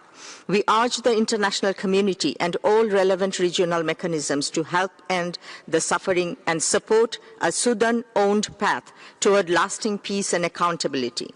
To that extent, and in the context of the ongoing UN liquidity crisis, we underscore the importance of the complementarity and coordination among UN mechanisms working on Sudan. Finally, Bangladesh stands in unwavering solidarity with the people of Sudan and reaffirm the commitment to the sovereignty, unity and territory. Thank you. I give the floor to the distinguished representative of Morocco. Thank you, Mr. Chair. We would like to express our deep concern regarding the situation in the brotherly country of Sudan following the atrocities in Al-Fashir. We condemn the violations against innocent civilians, namely women and children. We express our full solidarity with brotherly Sudan in these dire situations, and we are ready to support them to overcome this crisis. In this critical context, we call upon the international community to support to provide humanitarian assistance and to alleviate the suffering of the civilians, namely in the face of malnutrition and scarcity of drinking water. We reiterate our call to support the efforts of supporting the national institutions, relaunching the national dialogue and reconciliation away from any foreign interference that could aggravate tensions and destabilize the whole region. Finally, We reiterate our support to initiatives aiming at finding a solution to the root causes of this conflict to preserve national sovereignty and territorial integrity of brotherly Sudan. Thank you, Mr. Chair. Thank you. I give the floor to the distinguished representative of the Gambia. Thank you, Mr. President. The Gambia aligns with the statements delivered on behalf of the African Group and the OIC. We join Council members in condemning the shocking human rights atrocities in and around Al-Fashir, which has worsened the already dire condition of the ordinary people of the region, especially women and children. Therefore, this special session is an opportunity for the Council to live up to its mandate of protecting victims of human rights violations and abuses and holding perpetrators accountable. In this regard, we believe that our response in this special session must remain victim-centered with a view to restoring the dignity, safety, and rights of victims and survivors of these atrocities and ensuring unhindered humanitarian access. We further emphasize that a sustainable solution-oriented outcome requires full complementarity with the ongoing efforts of the African Union and IGAD to de-escalate and arrive at a durable political settlement in full respect for the sovereignty, independence, unity, and territorial integrity of Sudan. Thank you, Mr. President. Thank you. I give the floor to the distinguished representative of Vietnam. Mr. President, Vietnam shares deep concern about the grave humanitarian situation and serious human rights violations in Al-Fashir, Sudan. We strongly condemn all acts of violence against civilians, emphasize the respect of international humanitarian law, and stress the need to protect civilians, especially women and children, as well as safeguard essential infrastructure and services, including hospital, water supplies, and humanitarian facilities vital to human life. We call for the immediate cessation of hostilities and a peaceful solution to the conflict. All parties must create favorable conditions for the safe and unhindered delivery of humanitarian aid to affected populations. Vietnam supports a comprehensive approach to peace that is Sudanese-led, with the support of regional actors, especially the African Union, and with full respect for the sovereignty, territorial integrity, and unity of Sudan. The international community should identify and accompany Sudanese-led effort for lasting and peace and stability. I thank you. Merci. Je donne la parole. Thank you. Give the floor to the distinguished representative of Malawi. Mr. President, Malawi aligns with the statement delivered by Ghana on behalf of the Africa Group. My delegation expresses solidarity with the people of Sudan, more specifically the civilians in Al-Fashir, who are being subjected to gross human rights violations and abuses. We welcome the multiple initiatives aimed at ending the conflict in Sudan, including various commitments made towards ceasefire and the protection of civilians, such as the Juba Declaration and the Jeddah Declaration of Commitment to protect the civilians of Sudan. We also take note of the commitment of the Sudanese government that its judicial authorities will continue with the investigation throughout Sudan, including in Al-Fashir. Mr. President, it is important to address the situation in a balanced manner by promoting peace and reconciliation, observing impartiality, incorporating and supporting national and regional initiatives, and also respecting humanitarian law. We call upon all parties to the conflict to take tangible steps to implement all commitments, and we urge the international community to continue with the efforts to end this conflict by providing all required support in building ongoing initiatives, including the AU roadmap for the resolution of the Sudan crisis. I thank you. Merci. Nous allons maintenant. Thank you. We'll now move to the list of speakers from Council observers, and I give the floor to the Minister of State of the United Kingdom for a video statement. The violence and targeting of civilians in Al-Fashir by the Rapid Support Forces is appalling. The reporting is horrific. Ethnically motivated killings, executions, starvation, and rape as a weapon of war. These are not isolated incidents. Ongoing impunity and reticence from the international community means Sudan is facing the largest humanitarian crisis of the 21st century. Famine continues to spread, yet both the Sudanese armed forces and the Rapid Support Forces continue obstructing aid from reaching the 30 million people in need. The UK has announced an additional £5 million in humanitarian support, bringing our aid this year to £125 million. But aid is not enough. The guns must fall silent. We need a renewed push for peace, backed by global cooperation through the Quad and the United Nations. There must be accountability in Sudan, and that is not possible without facts. The fact-finding mission is pivotal to establishing the facts needed to hold perpetrators to account for these horrific crimes. I urge this Council to show the Sudanese people that they are not forgotten. Merci. Je donne la parole au Thank you. I give the floor to the Distinguished Representative of the United Arab Emirates.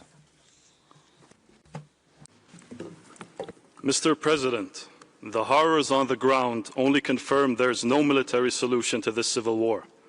The Quad's joint statement, achieved thanks to U.S. leadership, provides a definitive roadmap to end this conflict, a humanitarian truce leading immediately to a permanent ceasefire, and a transition to an independent civilian-led government not controlled by either warring party.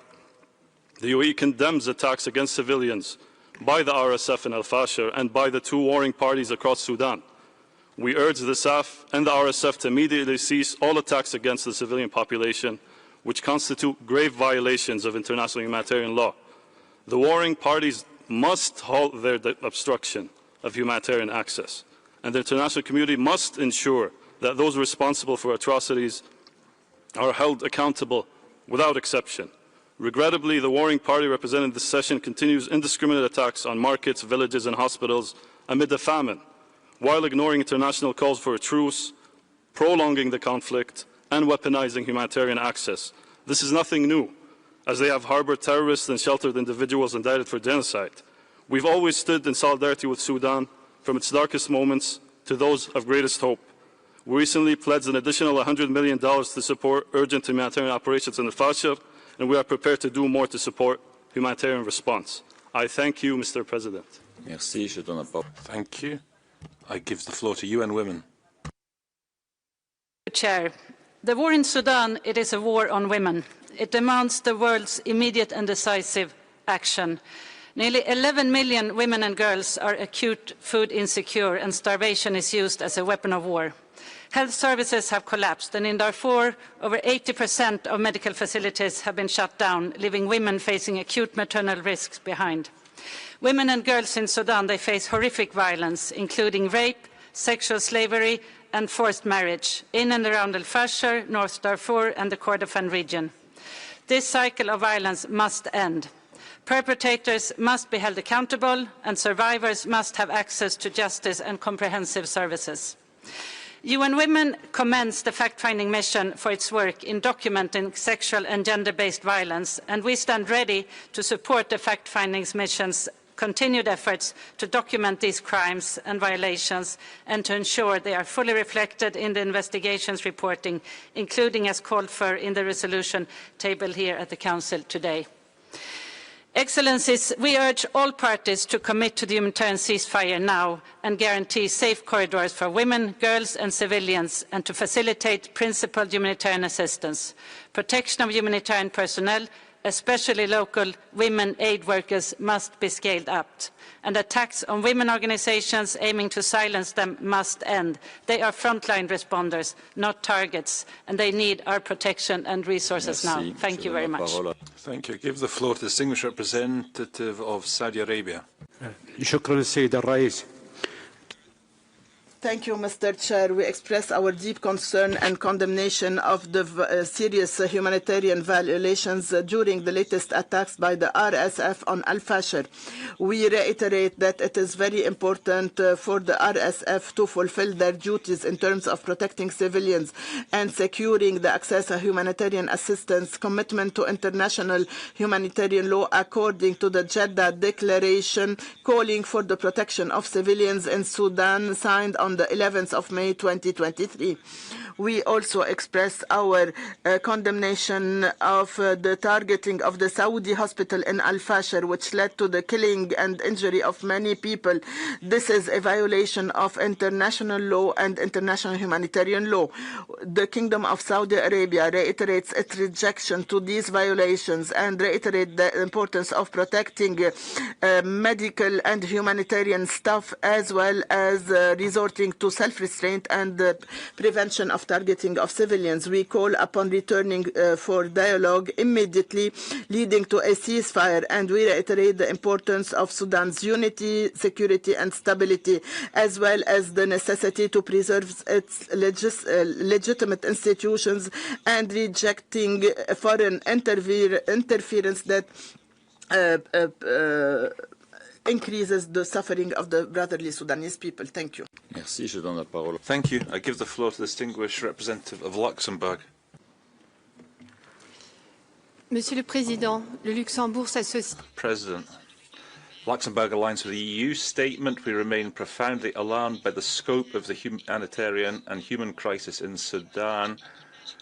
Testimony and images we've received from Al-Fashir since the city was taken by the RSF resemble once more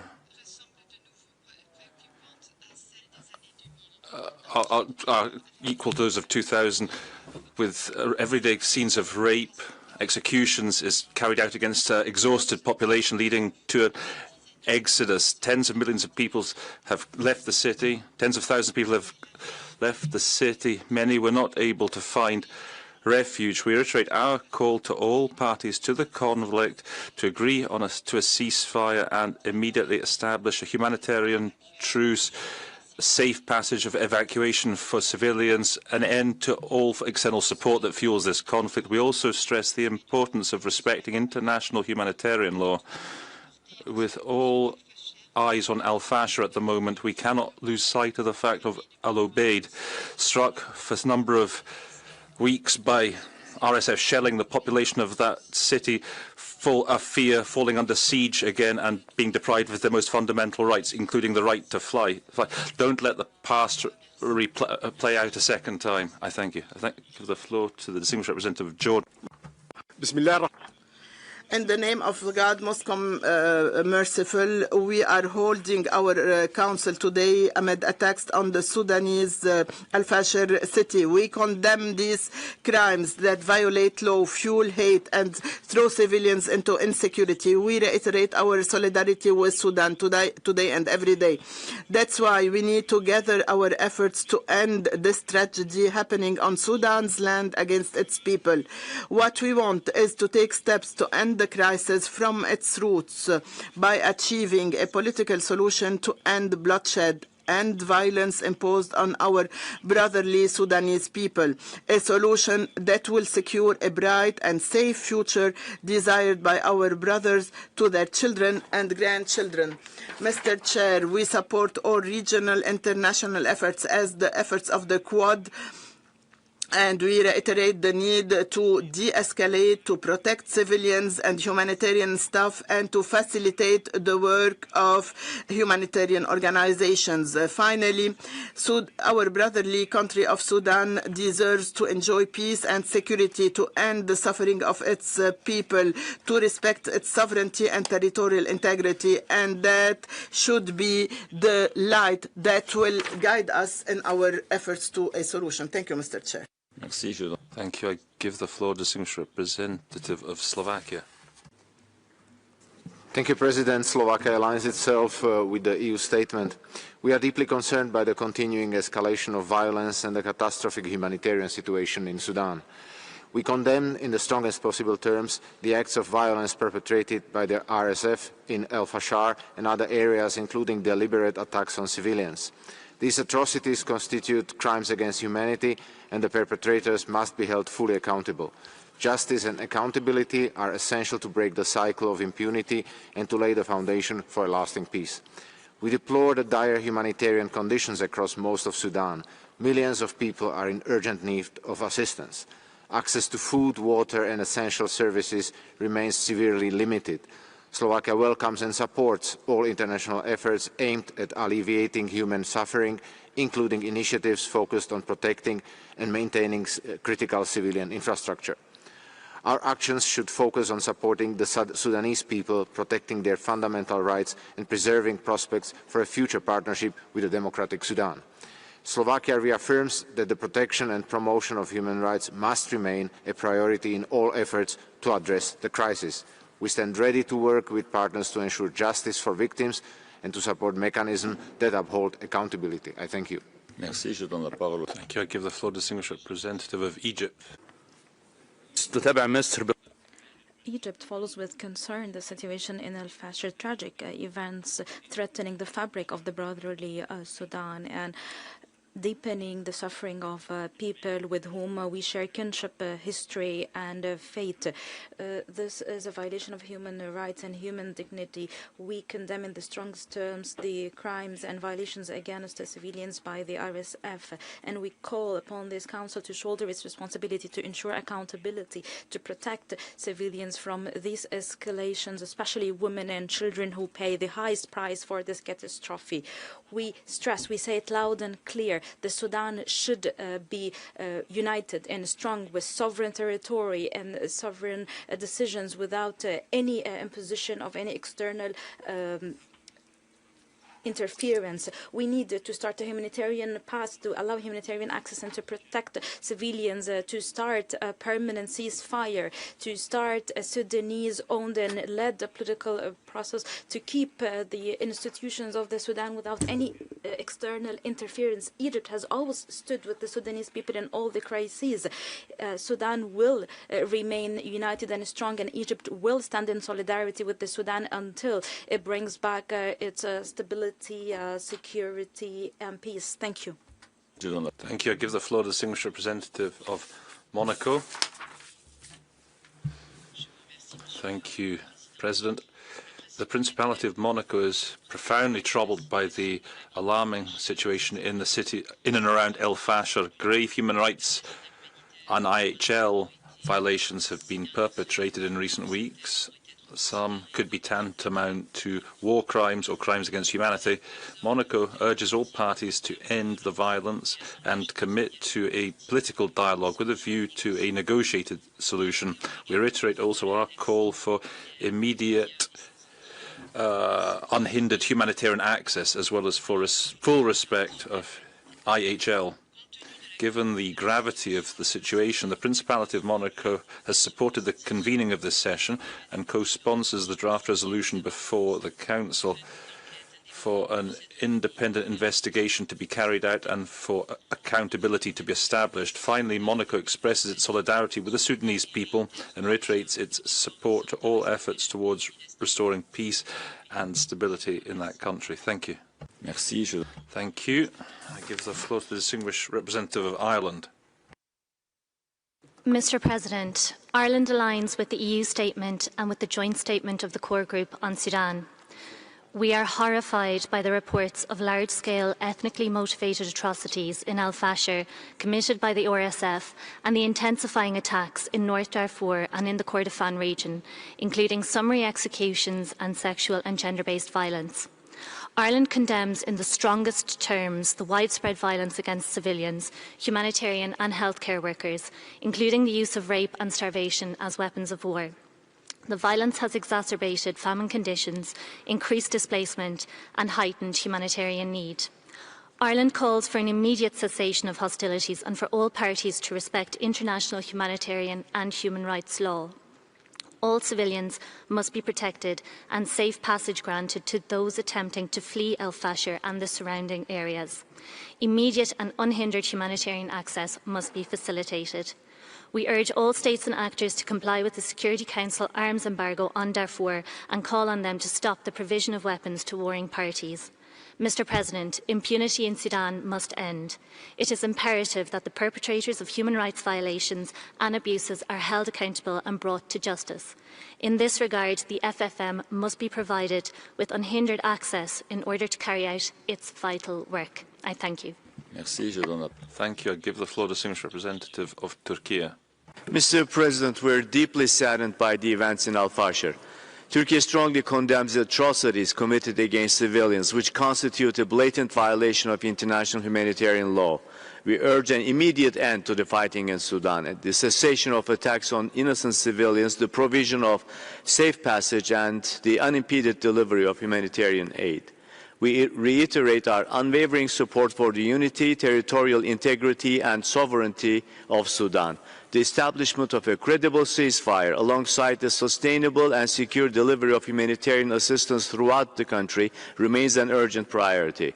International human rights and humanitarian law must be the guiding framework to protect civilians in the country. In these difficult times, we cannot remain indifferent to the dire humanitarian situation. Turkey will continue to provide humanitarian assistance to help alleviate the suffering of the brotherly and sisterly Sudanese people. As for the resolution to be adopted at the end of this urgent session, the concerned country must be constructively engaged and its concerns be kept on board. Existing mechanisms must be used effectively before new ones are conceived. Thank you. Thank you. I give the floor to the distinguished representative of Ukraine. Thank you, Mr. President. Ukraine expresses profound concern over the escalating violence and reported atrocities in Sudan. We are deeply alarmed by the serious violations of international humanitarian law and international human rights law and by their devastating impact on civilians, particularly women and children, and in and around Al-Fashir, as well as the broader escalation of hostilities around North Darfur and the Kordofan region. Ukraine opposes any attempts of fragmentation of the Republic of Sudan and its state institutions. The Sudanese people have the inalienable right to live in peace and security. We reaffirm Ukraine's unwavering position in support of the unity, sovereignty and territorial integrity of Sudan and the building of its democratic and prosperous society. Ukraine stands in full solidarity with the Sudanese people and unequivocally condemns the ongoing violence against them. We call upon all parties to the armed conflict, as well as the international community, to take all necessary measures to halt the bloodshed, ensure accountability for crimes committed against civilians, and prevent further deterioration of the humanitarian situation. We emphasize that these measures are not only vital for the Sudanese people, but are also essential for promoting lasting peace, security and stability throughout the African continent. I thank you. Thank you. I give the floor to the distinguished representative of Greece. Thank you, Mr. President.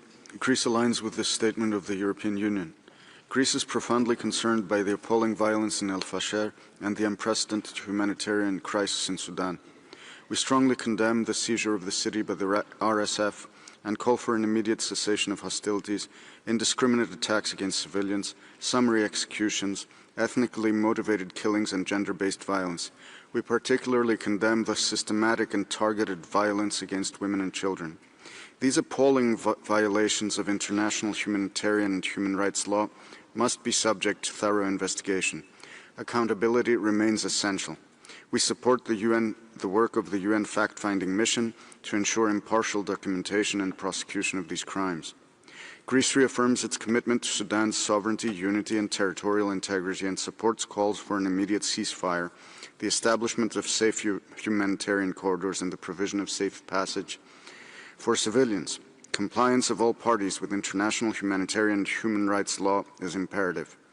We call on all third actors to halt the transfer of weapons and fighters into Sudan, and to support the coordinated diplomatic framework of the UN, AU, IGAD, and the League of Arab States. Only concerted international engagement can prevent further fragmentation of the country that also risks to destabilize the region. I thank you. Thank you. I give the floor to the distinguished representative of Chad.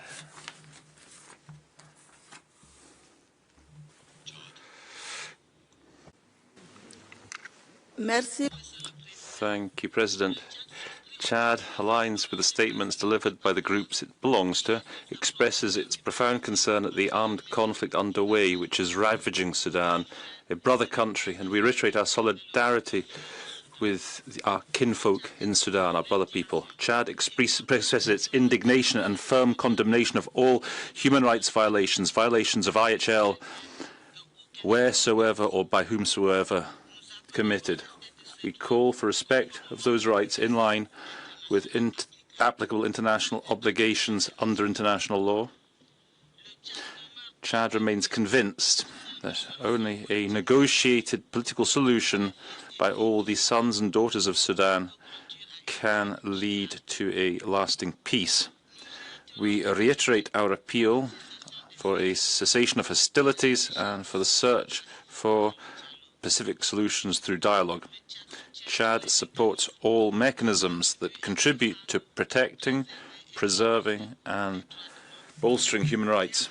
We reaffirm our commitment to Sudan's sovereignty and reiterate that the consent of the country concerned remains a key element in the successful implementation of the mandate of any mechanism. The full version of this statement will be uploaded on the extranet. Thank you. Thank you. I give the floor to the distinguished representative of Liechtenstein. Mr. President, Liechtenstein thanks the speakers for their most sobering reports on the horrifying humanitarian and human rights situation in the Sudan, with tens of thousands of civilians remaining trapped in Al-Fashir and enduring constant attacks, hunger and despair while humanitarian relief continues to be denied. We call on all actors to fully commit to the responsibility to protect and to ensure that no mass atrocities can take place in the Sudan. An arms embargo is in place, but weapons continue to flow into the country, wreaking havoc and perpetuating the conflict. We urge all actors to strictly adhere to the embargo to protect civilians from further bloodshed. Mr. President, the situation shows the continued relevance of the referral made by the UN Security Council to the International Criminal Court.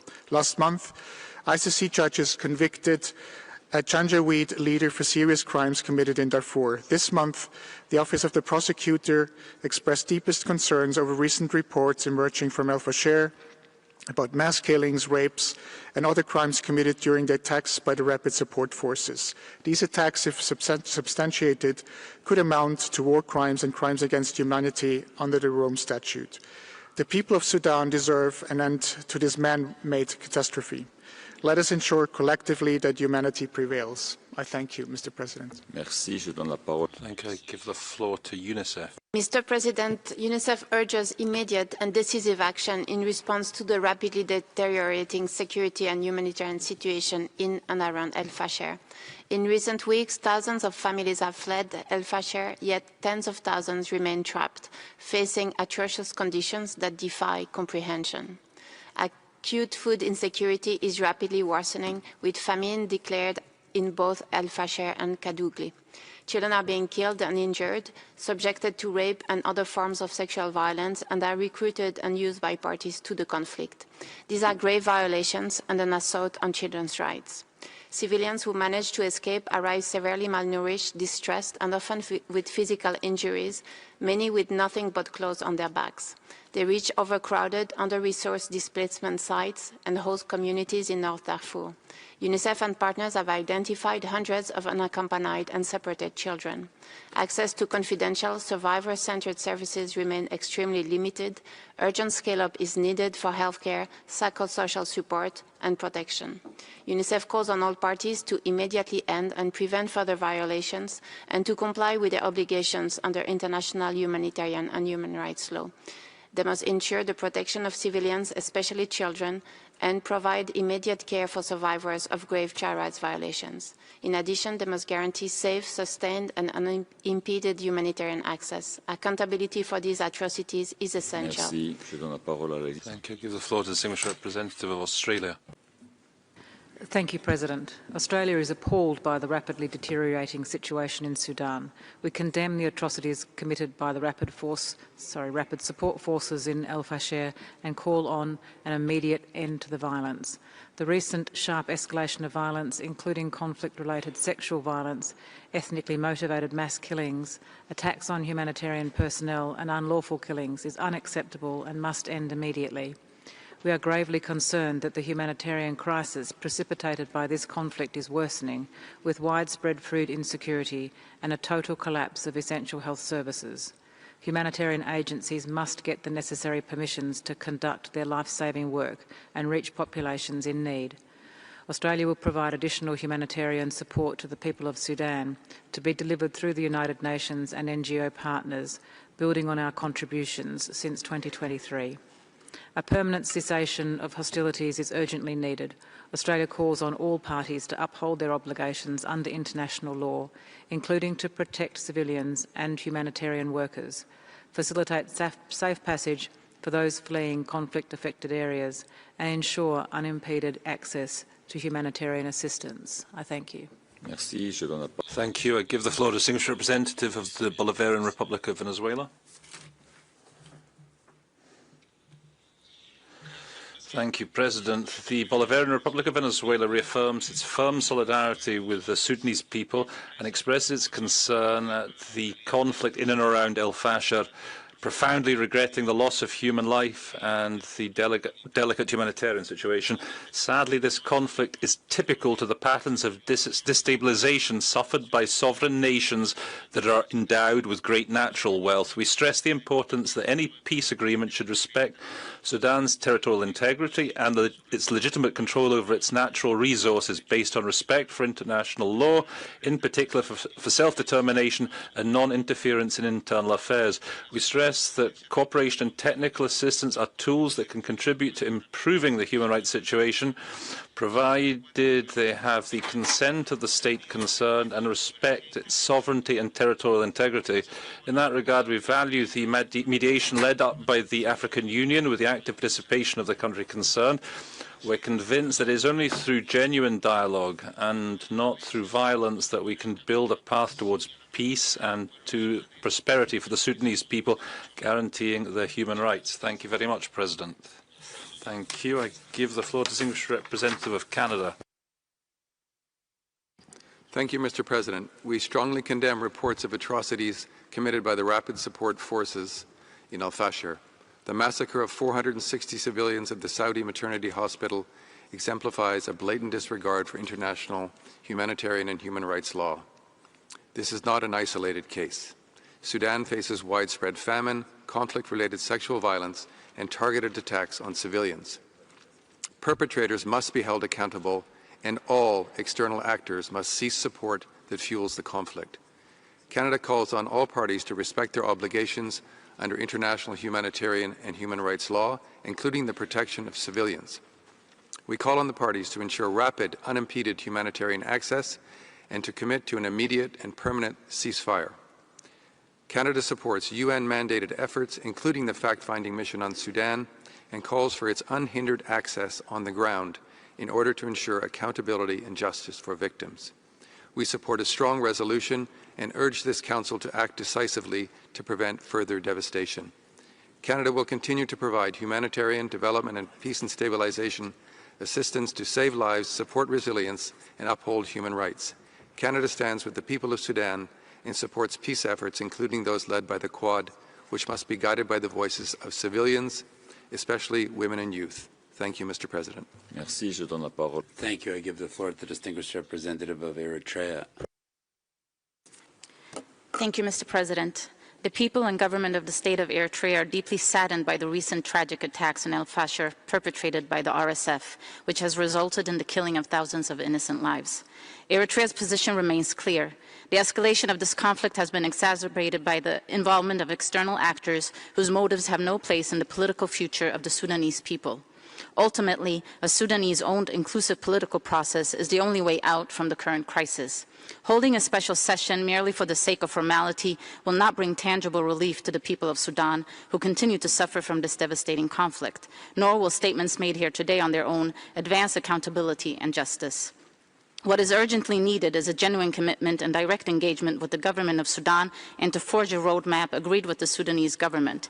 It is our view that the approach taken by the initiators of this special session fails to adequately reflect these essential considerations. In this regard, it is deeply regrettable that the penholders have shown such disregard for Sudan's position. Finally, Eritrea reaffirms its strong commitment to Sudan's sovereignty, territorial integrity, and unity, and rejects any attempts of creating a parallel government. I thank you, Mr. President. Merci. Thank you. I give the floor to the Distinguished Representative of Pakistan. Thank you, Mr. President. Pakistan addresses this special session with the gravest concern for our brothers and sisters in Sudan. We condemn in the strongest terms the atrocities perpetrated by the paramilitary RSF and its auxilia during its assault on Al-Fashir in clear violation of Security Council resolutions, including Resolution 2736, which called on RSF to lift its siege on Al-Fashir. The massacres of civilians, attacks on humanitarian personnel, healthcare workers, patients and medical facilities, such as the Saudi Maternity Hospital, widespread use of rape and sexual violence, and preventing civilians from escaping the violence are a blot on the collective conscience of the international community. These crimes must stop and those responsible must be brought to account. Pakistan has consistently maintained that implied equivalence between the RSF and the Sudanese government undermines Sudan's legitimate state institutions and risks creating a situation that paramilitary groups like RSF exploit to commit further atrocities.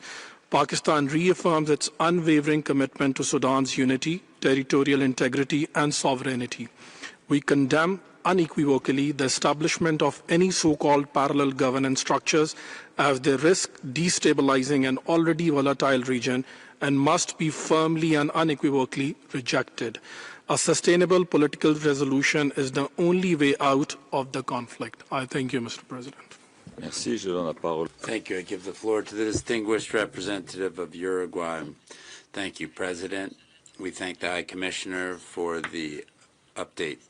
Uruguay expresses its deep concern over the catastrophic humanitarian situation arising from the serious violations of IHL and IHRL in Sudan, the deliberate attacks against hospitals and other civilian infrastructure, extreme violence, and the large-scale offensives of the RSF have had devastating consequences on the civilian population. This is particularly so for women and girls, causing many victims and forced disappearance, or rather displacement, rectifies the interpreter. Uruguay also condemns strongly the atrocities committed by the RSF in and around Al-Fashir, and including summary executions, torture, and ethnically motivated detentions. We call for a immediate and total and unconditional ceasefire and a guarantee of rapid, safe, and unhindered humanitarian access. Uruguay underscores the need for accountability for all violations and and compliance with the Security Council and Human Rights Council resolutions that will bring lasting peace and end to the suffering of the Sudanese people. Thank you very much. Thank you, Cameroon. Cameroon associates itself with the other statements made by the groups to which we belong. We are following with great concern the human tragedy in Al-Fashir. My country condemns in the strongest terms the attacks against civilians, medical personnel, humanitarian personnel, and massacres at the Saudi hospital. We condemn also the sexual violence and summary executions in the region. Cameroon expresses its solidarity to the people of Sudan, reaffirming its attachment to sovereignty and unity and territorial integrity of this country. We hail the efforts of the African Union, IGAD, the Quad for Sudan to bring a ceasefire and dialogue that is inclusive in between and among Sudanese. We encourage also the ongoing cooperation between the African Union, the UN, and regional partners for a coordinated response to the humanitarian and humanitarian political response to this crisis. We insist on the need to ensure safe, timely, and unhindered access for humanitarian support for the populations that are still trapped in Al-Fashir, that are suffering hunger, illness, and a lack of water and care. Cameroon calls for an immediate ceasefire and a respect for international humanitarian law, as well as unhindered access for humanitarian support. We reiterate our conviction that only peaceful solutions that are inclusive will allow for a restoration of peace and security and dignity for the Sudanese. Thank you. I give the floor to the distinguished representative of Austria. Thank you, Mr. President. Austria aligns with the EU statement. We are deeply alarmed by the reports of atrocities committed by the RSF in Al-Fashir and surrounding areas. And we strongly condemn these horrific atrocities, including ethnically motivated violence, torture, sexual and gender-based violence, and summary executions. Austria calls on all parties to the conflict to immediately cease hostilities, fully respect international, humanitarian, and human rights law, and guarantee the protection of civilians. Safe and unhindered humanitarian access must be ensured without delay, and the arms embargo upheld. Austria firmly supports the work of the FFM and calls for an urgent investigation into the events in and around Al-Fashir Those responsible must be held accountable. We urge all regional and international actors to use their influence and to stop the atrocities, protect civilians, and help bring lasting peace and justice to the people of Sudan. I thank you. Thank you. I give the floor to the distinguished representative of Sierra Leone. Monsieur le Président, thank you, Chair. The African group and expresses alarm at the devastation in Al-Fashir. Civilians continue to endure grave violations committed by the RSF and associated groups. The words of the High Commissioner are clear. These atrocities were foreseeable and preventable, yet they were not prevented. We are also alarmed and concerned by the confirmed famine conditions in Al-Fashir and the Goodli. We strongly condemn the use of starvation as a weapon of war, attacks on humanitarian and health workers, including critical infrastructure. We are gravely concerned by the ongoing compromise of Sudan's territorial integrity, which poses a direct threat to regional stability and constitutes a flagrant violation of relevant UN Security Council resolutions and AU Peace and Security communique. As President of the UN Security Council for this month, Sierra Leone is alarmed by this growing disregard for international law. While we acknowledge ISF detention of one of its commanders, we emphasize the importance of holding all perpetrators of war crimes, crimes against humanity, accountable. As a post-conflict Sierra Leone reiterates that there is no military solution to this crisis. We support all efforts aimed at bringing lasting peace to Sudan, including the AU, the IGAD-led initiatives, and the Sudan peace proposal of the CAD. Sierra Leone stands in full solidarity with the people of Sudan. Their suffering must end. The voices must guide the path to peace. And I thank you, Mr. President. Thank you. I give the floor to the distinguished representative of Nigeria. Mr. President, Nigeria remains deeply concerned by the deteriorating humanitarian and human rights situation in Al-Fashir, North Darfur, and its severe impact on civilians. Nigeria affirms the position of the AU Peace and Security, which strongly condemns the attack and atrocities of the paramilitary RSF against civilians, as well as the destruction of infrastructure and obstruction of humanitarian assistance. We echo the Council's call for an immediate ceasefire of hostilities, the protection of civilians, unhindered humanitarian access, and an end to external interference fueling the crisis in respect of all international humanitarian and human rights law. Nigeria says that sustainable path to peace must be Sudanese-led and Sudanese-owned, supported by yet not replacing regional and international facilitation. We underscore the importance of complementarity with the coordinated mediation effort of the AU, IGAD, and the United Nations. On monitoring accountability, Nigeria encourages a constructive approach that preserves space for dialogue with the Sudanese authorities, respects Sudanese sovereignty and integrity, and aligns with existing mechanisms, particularly those with an operational presence on the ground, and enjoys the consent of the government of Sudan. Finally, Nigeria reiterates its solidarity with the people of Sudan and remains committed to working with all stakeholders to support peace, stability, and return to an inclusive and civilian-led process. I thank you. Thank you. I give the floor to the distinguished representative of Slovenia. Mr. President, Slovenia aligns with the EU statement.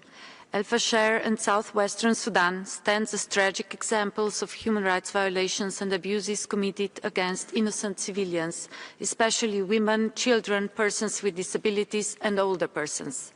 The atrocities perpetrated by rapid support forces demonstrate a total disregard of international humanitarian and human rights law. The attack on the Saudi maternal hospital is shocking to the core. We condemn deliberate obstruction of humanitarian access, which is deepening famine-like conditions and health crises.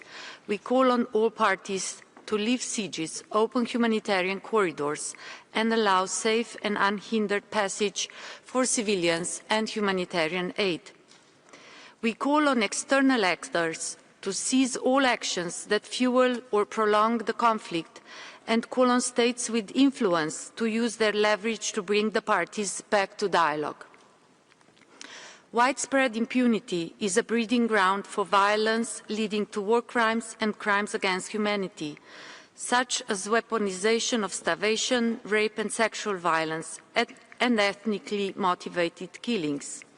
We urge all states to cooperate with the ICC in ensuring accountability for atrocities in Sudan.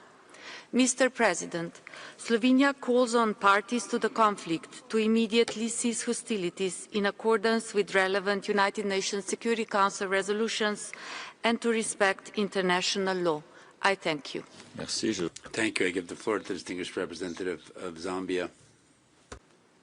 President, Zambia is deeply concerned by the worsening humanitarian and human rights situation in and around Al-Fashir.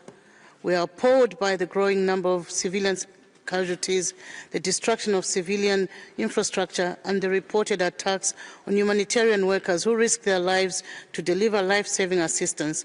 We call on all parties to immediately cease hostilities and to ensure the full, safe, and unimpeded passage of humanitarian aid to affected populations. Civilians must never be targets, and humanitarian actors must be protected at all times. Zambia reaffirms its support for accountability and justice for all violations of international human rights and humanitarian law. We note that the independent international fact-finding mission on Sudan already possesses a broad mandate to document atrocities and cooperate with relevant judicial mechanisms. We therefore encourage the mission to prioritize urgent reporting on the situation in Darfur within its existing framework and resources.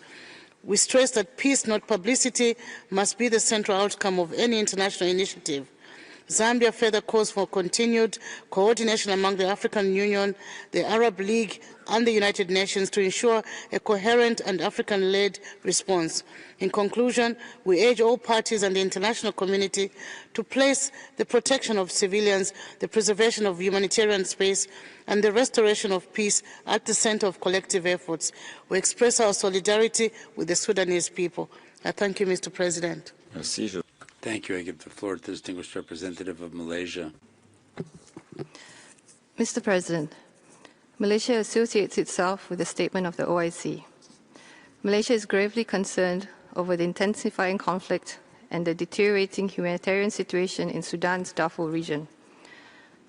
We are horrified by the reports of atrocities, mass killings, and large-scale displacement across the country, which constitute outright violations of international law, including international humanitarian and human rights law.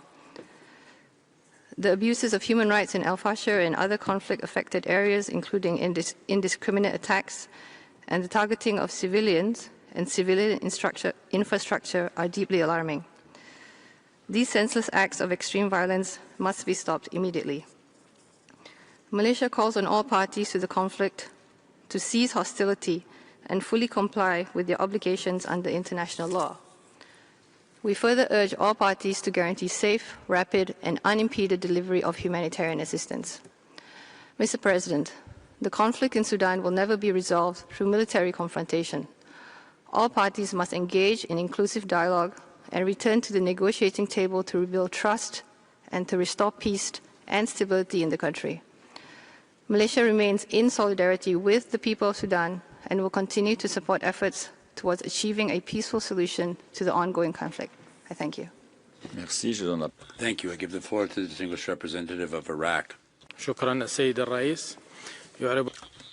Thank you, President. Iraq wishes to express its firm condemnation of the massacres and attacks in Al-Fashir and Sudan, as well as the suffering, the human suffering, and the innocent victims. Iraq deplores all attempts to destabilize the Sudanese state and to attack the rule of law in that country. We warn of attacks that seek to bring political or geographic division of the country. Our country would like to express its support to Sudan, that they adopt dialogue as a solution to the conflict and to reach peace. We express our support for this approach of dialogue, national dialogue, aiming to put an end to political instability for the people of Sudan. We fear that ongoing conflict can only bring increased victims among civilians, particularly women and children, the elderly, and others that find themselves among the most vulnerable, as well as the destruction of infrastructure necessary for life of the Sudanese people, a sister nation. This exposes them to long-term damages that threaten peace and stability. We call upon the international community to support the transition process to respect the sovereignty and territorial integrity and non-interference in its domestic affairs, and to respect the choices of its country, of its people. Thank you. Thank you. I give the floor to the distinguished representative of Malta. Thank you, Mr. President. Malta aligns itself with the statement by the EU. We deplore the severe human rights violations in Al-Fashir, which have exacerbated following the RSF offensive. Malta condemns all attacks on civilian populations, humanitarian personnel, and critical infrastructure. The use of sexual and gender-based violence is abhorrent and must cease immediately. Malta is particularly and deeply concerned by reports of such violence against women and girls. We underline that all parties to the conflict must abide by their obligations under international law. In this regard, we thank the High Commissioner and his office for their continued attention to this tragic situation and for the direct appeals of 27 and 31st October, reminding RSF commanders of their obligations under international humanitarian law to ensure the protection of civilians and to ensure the passage of essential supplies and humanitarian assistance. Malta's support to the fact-finding mission and special procedures and their work is maintained unreservedly. We call upon all parties to the conflict to cease all hostilities and violations of international humanitarian law and to hold perpetrators accountable for their actions. We take note of the recently signalled claim of openness to a humanitarian truce proposal put forward by Quad interlocutors and reiterate the priority for the parties to resume talks for a lasting ceasefire and a comprehensive, inclusive and Sudanese-owned political process. Thank you, Mr. President. Thank you. I give the floor to the distinguished representative of the Republic of Moldova. Mr. President, the Republic of Moldova is deeply concerned with the ongoing conflict in Sudan and the escalation in and around Al-Fashir. The capture by the rapid support forces of the city of Al-Fashir further deepened the grave situation. We are appalled by the reported violations such as summary executions, ethnically motivated violence, sexual and gender-based violence, including against children. The famine of those trapped inside the city and attacks on humanitarian and medical personnel are of deep concern. We strongly condemn all the violations of the humanitarian law and of human rights. The conflict has already caused mass forced displacement, with over 7 million people internally displaced and over 4 million people fleeing to neighboring countries. While we welcome previous efforts aimed at resolving the conflict, we regret that a lasting political solution has not been reached yet. We call on the parties to agree on an immediate and sustainable ceasefire and ensure the peaceful resolution of the conflict with full respect to the territorial integrity and sovereignty of Sudan. We appeal to the parties to ensure rapid and unhindered access for humanitarian aid. Accountability must be ensured for the violations committed by all the parties. In this regard, we support the mandate of the fact-finding mission and the draft resolution calling for the urgent inquiry into the recent violations. Thank you. Thank you. I give the floor to the distinguished representative of Portugal. Mr. President, Portugal aligns with the EU statement. Portugal firmly condemns the actions taken by the rapid support forces in and around Al-Fashir and the serious violations and abuses of human rights perpetrated against civilians. The humanitarian situation in Sudan is catastrophic. Roughly one-third of the population is displaced, with nearly 10 million internally displaced, and famine conditions have been widely verified. Reports from UN and humanitarian partners about the situation in and around Al-Fashir detail ethnically targeted attacks, conflict-related sexual violence, torture, summary executions and abductions. Portugal calls upon all parties to cease hostilities, to comply with international humanitarian and human rights law, and to ensure unhindered humanitarian access, the safe and unimpeded movement of civilians fleeing Al-Fashir to nearby locations, as well as full protection for humanitarian and medical personnel. Respect for international humanitarian law, international human rights law is not negotiable, and accountability must be ensured. Portugal fully supports UN and regional accountability mechanisms and calls for full cooperation with them, guaranteeing access, enabling prompt information sharing, and ensuring robust protection for victims and witnesses.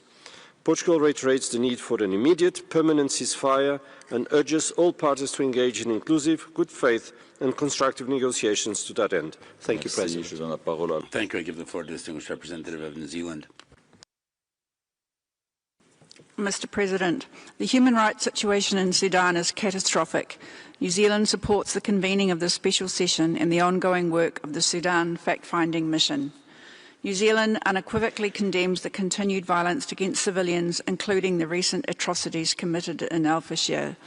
Sudan remains the world's worst humanitarian crisis. At least 13 million people are displaced, tens, if not hundreds of thousands killed, and millions face acute food insecurity, including famine. Mass killings, large-scale sexual violence and rape, including against children, and recruitment of children by the parties constitute war crimes and crimes against humanity under international law. Reports of such acts are appalling. New Zealand continues to urge all parties to the conflict, including external actors, to negotiate an immediate ceasefire and for all parties to uphold their obligations under international humanitarian law, including the protection of civilians. Humanitarian organisations must be granted safe, rapid and unimpeded access throughout Sudan. Human rights violations and abuses must stop. Mr. President, as Secretary-General Guterres has said, the situation in Sudan is spiralling out of control. The international community must come together to support a negotiated humanitarian pause and a permanent ceasefire in Sudan and ensure that the human rights of the Sudanese people are upheld. Thank you. Merci. Je donne la parole. Thank you. I give the floor to the distinguished representative of the State of Palestine.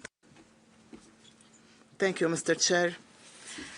The State of Palestine expresses its full solidarity with the brotherly Sudanese people especially in light of the deep humanitarian crisis due to the escalation of armed conflict, namely in and around Al-Fashir. We are following with deep concern the credible reports about serious violations of international humanitarian law, international law of human rights, as well as targeting civilians and civilian infrastructure, including medical and health facilities and humanitarian facilities, which aggravates the humanitarian crisis and increases the suffering of the innocent civilians. We reiterate our steadfast position to protect and promote human rights in all conditions and an immediate and comprehensive cessation of hostilities, as well as securing humanitarian access to those who are in need of it, as well as protecting principles of neutrality, humanity and non-discrimination in providing assistance. We call upon the international community to double efforts in order to protect civilians, to support initiatives aiming at a comprehensive political settlement that will end the suffering of the Sudanese people, preserve Sudan's unity and territorial integrity, and fulfills the aspiration of its people to live in peace, security and stability. We reiterate our full solidarity with Sudan, and we confirm that protection of civilians and preserving human rights should be at the heart of all international response to the current crisis. Thank you, Mr. Chair. Thank you. I give the floor to the distinguished State of Andorra. Andorra joins the deep concern expressed by this Council in the face of the human tragedy unfolding in Al-Fashir and throughout Darfur. Reports of ethnically motivated massacres, the systematic use of sexual violence, forced displacement, famine, and the inability of thousands of civilians to flee the city are unacceptable. No cause can ever justify the denial on the right to life, dignity, and security of civilians. Andorra is among the states that requested the convening of this special session, convinced that the situation in Sudan described by the United Nations as the world's worst humanitarian and displacement crisis required the Council's urgent and resolute attention. This initiative reflects our commitment to place diplomacy and dialogue at the service of the protection of civilians and human rights, and to ensure that indifference does not paralyze international action. We firmly condemn the atrocities committed and call on all parties to immediately cease hostilities and to respect international humanitarian law and human rights. Humanitarian access must be granted without hindrance, and the safety of humanitarian workers must be ensured. Andorra reaffirms its support for the mandate of the International Fact-Finding Mission and stresses the need for accountability for all violations committed. There can be no lasting peace without justice. Thank you. Thank you. I give the floor to the distinguished representative of Zimbabwe. Mr. President, Zimbabwe is appalled by the humanitarian catastrophe in Al-Fashir, North Darfur, We condemn the criminal activities against the Sudanese civilians and the grave violations of human rights and international humanitarian law perpetrated by the Rapid Support Forces. We also condemn all forms of external interference that continue to exacerbate the Sudanese conflict in direct violation of the AU and the UN Security Council resolutions. We stand in solidarity with the people of Al-Fashir who have suffered since 2024, being denied access to food and other social basic needs, thus violating their human rights and international humanitarian law. We add our voice to the calls for the cessation of all hostilities and the opening of a humanitarian corridor to allow life-saving aid to reach affected populations. Zimbabwe concurs with the position that there is no military solution to this crisis. We support the strengthening of Sudan's political transition and urge all parties to commit to a peaceful and inclusive political process. I thank you. Merci. Thank you. I give the floor to the distinguished representative of Mauritania. Thank you, President. Mauritania associates itself with a statement made on behalf of the Arab group and the International Organization of Islamic Cooperation. We would like to note that the dramatic humanitarian situation and human rights situation. We condemn with the greatest strength the attacks against civilians, to include women and children, as well as the attacks on the Saudi maternity hospital. We call for those to be responsible for this to be brought to justice. Mauritania expresses full solidarity with the sister people of Sudan. We support the humanitarian efforts underway, and we call upon the international community to strengthen its assistance in order to ensure safe and unhindered access to humanitarian support and assistance. Mauritania reiterates its support for territorial integrity and sovereignty of Sudan. We call for an inclusive and peaceful resolution based on a Sudan-led process. Thank you very much. Merci. Thank you. I give the floor to the distinguished representative of Tunisia. Thank you, Mr. Chair. Tunisia expresses its deep concern regarding the deteriorating humanitarian and security situation in Al-Fashir. This is a direct threat to basic human rights for civilians, and this undermines all chances of reaching a political agreement and achieving peace and security in Sudan. My country expresses its continued solidarity with the brotherly people of Sudan, and we reiterate our commitment to preserving and safeguarding Sudan's integrity, sovereignty, and non-interference in its internal affairs. We are deeply committed to human rights principles, and we support the Human Rights Council principles in terms of accountability. There is a need to take decisive measures to respect the human rights of all civilians in Al-Fashir and all over Sudan. We consider that the current situation calls for working on an immediate ceasefire and urgent truce in order to facilitate humanitarian access to those who deserve it and fulfill the terms of the Jeddah Agreement to protect civilians. We call upon the international community, Human Rights Council, to redouble their efforts in order to find a solution to human rights violation in Sudan, as well finding an environment that is conducive for preserving the human rights and dignity of all Sudanese. Thank you, Mr. Chair. Merci. Thank you. I give the floor to the distinguished representative of Croatia. Thank you, Mr. President. Croatia aligns itself with the EU statement. Croatia is gravely concerned about the ongoing war in Sudan and appalled by the reports of atrocities committed recently in Al-Fashir by the Rapid Support Forces, targeting civilians, including ethnically motivated violence and killings, conflict-related sexual violence and starvation. We call for the immediate stop of all violations and call all parties to the conflict to respect their obligations under international humanitarian law. Equally important, we call all external actors to immediately cease their support to the warring parties and to comply with the UN embargo. Their responsibility to ending the conflict is significant. Croatia urges all parties to the conflict and international actors to engage constructively in ceasefire negotiations, enabling humanitarian access and setting the preconditions for peace. a broad and inclusive Sudanese-owned political process with civilian structures having a central role in the process is crucial for achieving life in peace and dignity for people of Sudan and for the future of Sudan. The fight against impunity and ensuring accountability for all violations of international law are the basis for the establishment of lasting peace. Croatia supports the work of the fact-finding mission of Sudan and investigations carried out by the ICC in this regard. We reiterate our support to the sovereignty, unity and territorial integrity of Sudan. I thank you. Thank you. I give the floor to UNFPA. Thank you, President. UNFPA is alarmed by the catastrophic human rights and humanitarian situation in and around Al-Fashir, which demands immediate collective action. This is a full-scale protection crisis and a gendered assault on the human rights, safety and dignity of women and girls, fueled by unashamed impunity. The use of rape is a deliberate tactic of war to displace, terrorize and destroy entire communities.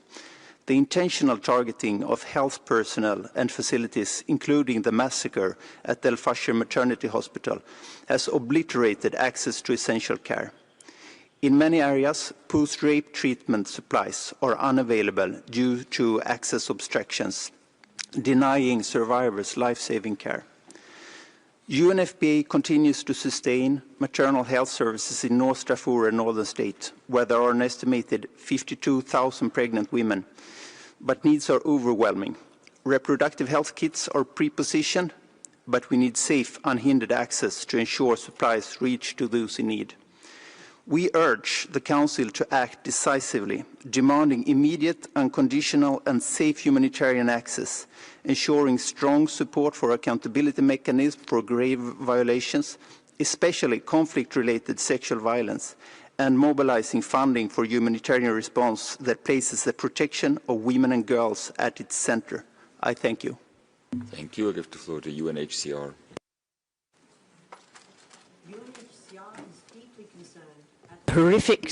UNHCR is deeply concerned at the horrific situation facing hundreds of thousands of civilians who remain in Al-Fashir, as well as those who are trying to flee the city in the face of life-threatening risks.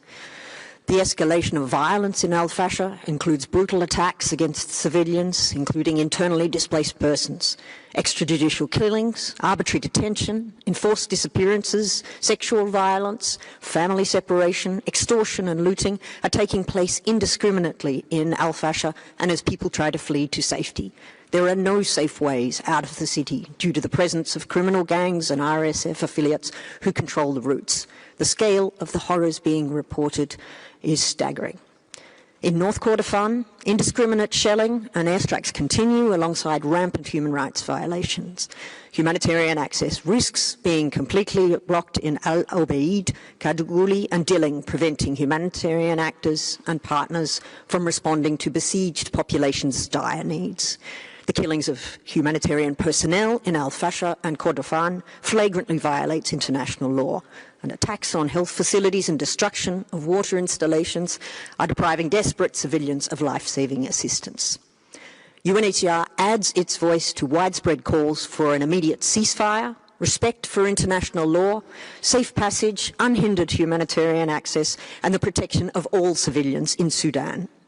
People displaced within the country, as well as refugees who have fled Sudan. Thank you. I give the floor to the distinguished representative of Rwanda.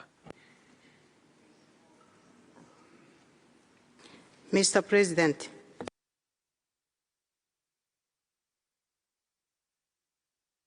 Off the microphone, please. Thank you, Mr. President. Rwanda thanks the Council for convening this special session and aligning itself with the Africa Group. We express our concern over the continued suffering of civilians, the destruction of livelihoods, and worsening humanitarian conditions. The protection of civilians must remain paramount.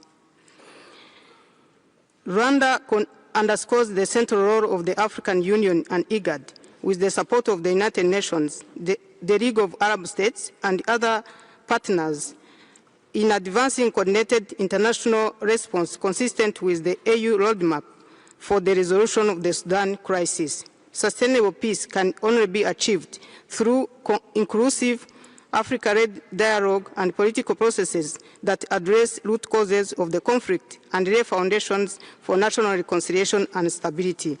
The government of Sudan bears the primary responsibility to protect its population from mass atrocities, while the international community must continue to support national, regional, and local efforts to prevent further violations and alleviate human suffering in line with the responsibility to protect principles.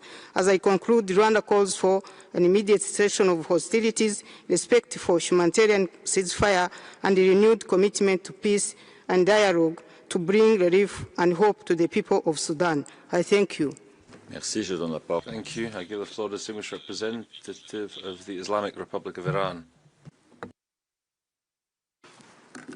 Thank you, Mr. President. The Islamic Republic of Iran expresses its profound concern over the escalating human rights and humanitarian situation in and around Al-Fashir amid the ongoing conflict in Sudan. The severe famine, massive displacement, and widespread civilian suffering constitute one of the gravest humanitarian crises globally, demanding urgent attention. We deeply regret the persistent silence and lack of decisive action, which has worsened the crisis and reflects troubling double standards. Of particular concern is the continued failure to effectively prevent the transfer of arms contributing to these grave atrocities. Foreign interventions, including arms supplies and mercenary recruitment, fuel conflicts and deepen humanitarian crises. Iran emphasizes the necessity of respecting the territorial integrity of Sudan. Iran strongly rejects any attempt to impose a situation of dual governance or to weaken the central authority of the legitimate government of Sudan. We call on all member states to act decisively, protect civilians, and support lasting peace and unity in Sudan. I thank you. Merci, je donne la parole. Thank you. I give the floor to the distinguished representative of Lebanon. Thank you, Mr. President. Lebanon strongly condemns the latest escalation in and around Al-Fashir and the bloody events that led to serious violations of human rights and to the international humanitarian law, as well as the acts of killing, starvation, destruction, and all forms of violence and forced displacement and targeting of medical infrastructure and humanitarian teams. Lebanon joins calls for an immediate cessation of hostilities and ending the suffering of the civilians, as well as securing humanitarian access. We reiterate the importance of accountability for all violations and crimes in order to end impunity and to achieve justice for the victims of this painful conflict. Lebanon calls for intensifying efforts at the regional and international levels to find an inclusive political solution for the crisis in Sudan through an inclusive national dialogue that will safeguard Sudan's sovereignty, security, and stability, as well as its brotherly people's dignity. Thank you, Mr. Chair. Thank you. I give the floor to the distinguished representative of Angola. Thank you, Mr. President. Angola remains deeply concerned by the ongoing violence and the deteriorating humanitarian and human rights situation across Sudan, and especially in Al-Fashir. Angola firmly condemns the atrocities committed against civilians, including attacks on hospitals and humanitarian workers. Such acts constitute grave violations of international humanitarian law and of this Council's resolutions. Angola is committed to a peaceful Africa with strong institutions. In this regard, as chair of the African Union Peace and Security Council, Angola reiterates its commitment to African-led solutions, and we express our firm belief that peace can only be achieved through inclusive dialogue and negotiations supported by the United Nations, the African Union, and regional partners. The protection of civilians and humanitarian workers must remain a priority. Angola reaffirms its commitment to sovereignty, unity, and territorial integrity of Sudan. President João Lourenço, as President pro tempore of the African Union, has made the situation of Sudan a priority and will continue to promote dialogue, reconciliation, and peace. The time has come to silence the guns and to give hope back to the Sudanese people. I thank you. Merci, je donne la parole. Thank you. I give the floor to the distinguished representative of Oman. Thank you, Mr. President. We follow with great interest the humanitarian and security developments in Al-Fashir in the broader Republic of the Sudan. We condemn the killings and violations against civilians, and we hope that the outcome of this session will help meet the aspirations of the Sudanese people and strengthening the stability and unity of the Sudan. We stress the importance of giving precedence to dialogue and peaceful solutions, ensuring the protection of civilians and facilitating unhindered humanitarian access on the principles of IHL and relevant UN resolutions. We also underscore the need to respect the sovereignty, unity and territorial integrity of the Sudan. We call on all parties to de-escalate on the ground and to engage meaningfully in a comprehensive political process conducive to the achievement of lasting security and stability. We support regional and international efforts to create an environment conducive to dialogue in the interest of the Sudan and its people. We call on the international community to intensify humanitarian assistance and coordinate efforts to ensure that it reaches the affected people in Al-Fashir and in other affected areas to ease the suffering and to build sustainable stability. Thank you. Thank you. I give the floor to the distinguished representative of Yemen. Thank you, Mr. President. We join the statement of the groups we belong to. We express deep concern at the deteriorating, appalling humanitarian situation in and around Al-Fashir after the takeover of the RSF of this city. And civilians face excessive violence, forced displacement, and increasing suffering due to the lack of food, water, and basic services. My country reaffirms its full solidarity with the broader Republic of the Sudan, and we stress once again the importance of respecting sovereignty, unity, and territorial integrity of the Sudan, and the need to abide by the principles of IHL and protecting civilians without discrimination. We renew our support for all Arab, regional and international efforts aimed at achieving security and stability in the brotherly Sudan. Thank you, Mr. President. Thank you. I give the floor to the distinguished representative of the United Republic of Tanzania. Thank you, Mr. President. The United Republic of Tanzania aligns with the statement made on behalf of the African Group. We note with concern the recent events in Al-Fashir, North Darfur, Sudan. We continue to reaffirm the enduring principles of the Charter of the United Nations, respect for sovereignty, territorial integrity, and the peaceful settlement of disputes. In this regard, we call upon all concerned parties to embrace dialogue and peaceful political process based on the AU roadmap for the resolution of the Sudan crisis, and with the support of all interested partners. We further urge the international community to strengthen cooperation and provide the necessary support, including humanitarian support to Sudan. I thank you. Merci. Je donne la parole au distingué. Thank you. Give the floor to the distinguished representative of Italy. Mr. President, joining the EU statement, Italy condemns in the strongest terms the appalling deterioration of the human rights and humanitarian situation in Sudan, further exacerbated following the fall of Al-Fashir into the hands of the RSF militia.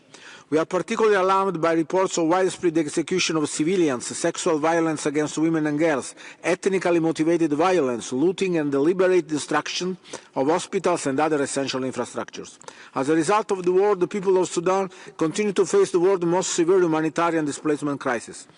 More than 10 million people have been forced to flee their homes. Over half of the population is experiencing acute food insecurity.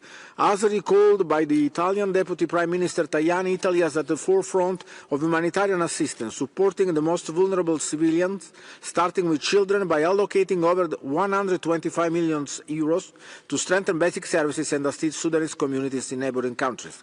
Those most vulnerable have suffered atrocity that may amount to war crimes and crimes against humanity. All parties must take immediate measures to safeguard civilians in full compliance with the international humanitarian and human rights law. Italy calls for an immediate end to hostilities and for all parties to respect their obligation under international law, including by guaranteeing safe and unhindered access to humanitarian and health aid. We continue to stand next to the Sudanese people and support its aspiration for a peaceful and democratic future with respect for human rights and the rule of law on its core. Merci. Je donne la parole. Thank you. I give the floor to the distinguished representative of Libya. Shukran.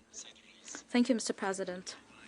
We join the statements of the groups we belong to, and we express grave concern and full condemnation of violations against civilians in Al-Fashir, including targeting the Saudi hospital, which led to the fall of victims and medical staff. Accountability should be ensured. We also welcome international and regional efforts to reach a humanitarian truce as a first step towards a permanent ceasefire and ending this conflict. Mr. President, the Sudanese people have suffered too much, and civilians pay the price for this conflict, and we call upon the international community to redouble efforts to ensure a ceasefire and to ensure unhindered humanitarian access. My country continues to provide support to our brothers in the Sudan who came to Libya. We stress the unity of the Sudan, rejecting any interference in its internal affairs and preserving its legitimate institutions. We want to have a Lebanese-led political process with a unified government. Thank you, Mr. President. I think I give the floor to the distinguished representative of the Holy See. He has received with great concern the tragic news coming from Sudan, particularly from the city of Al-Fashir, in the war-torn region of North Darfur.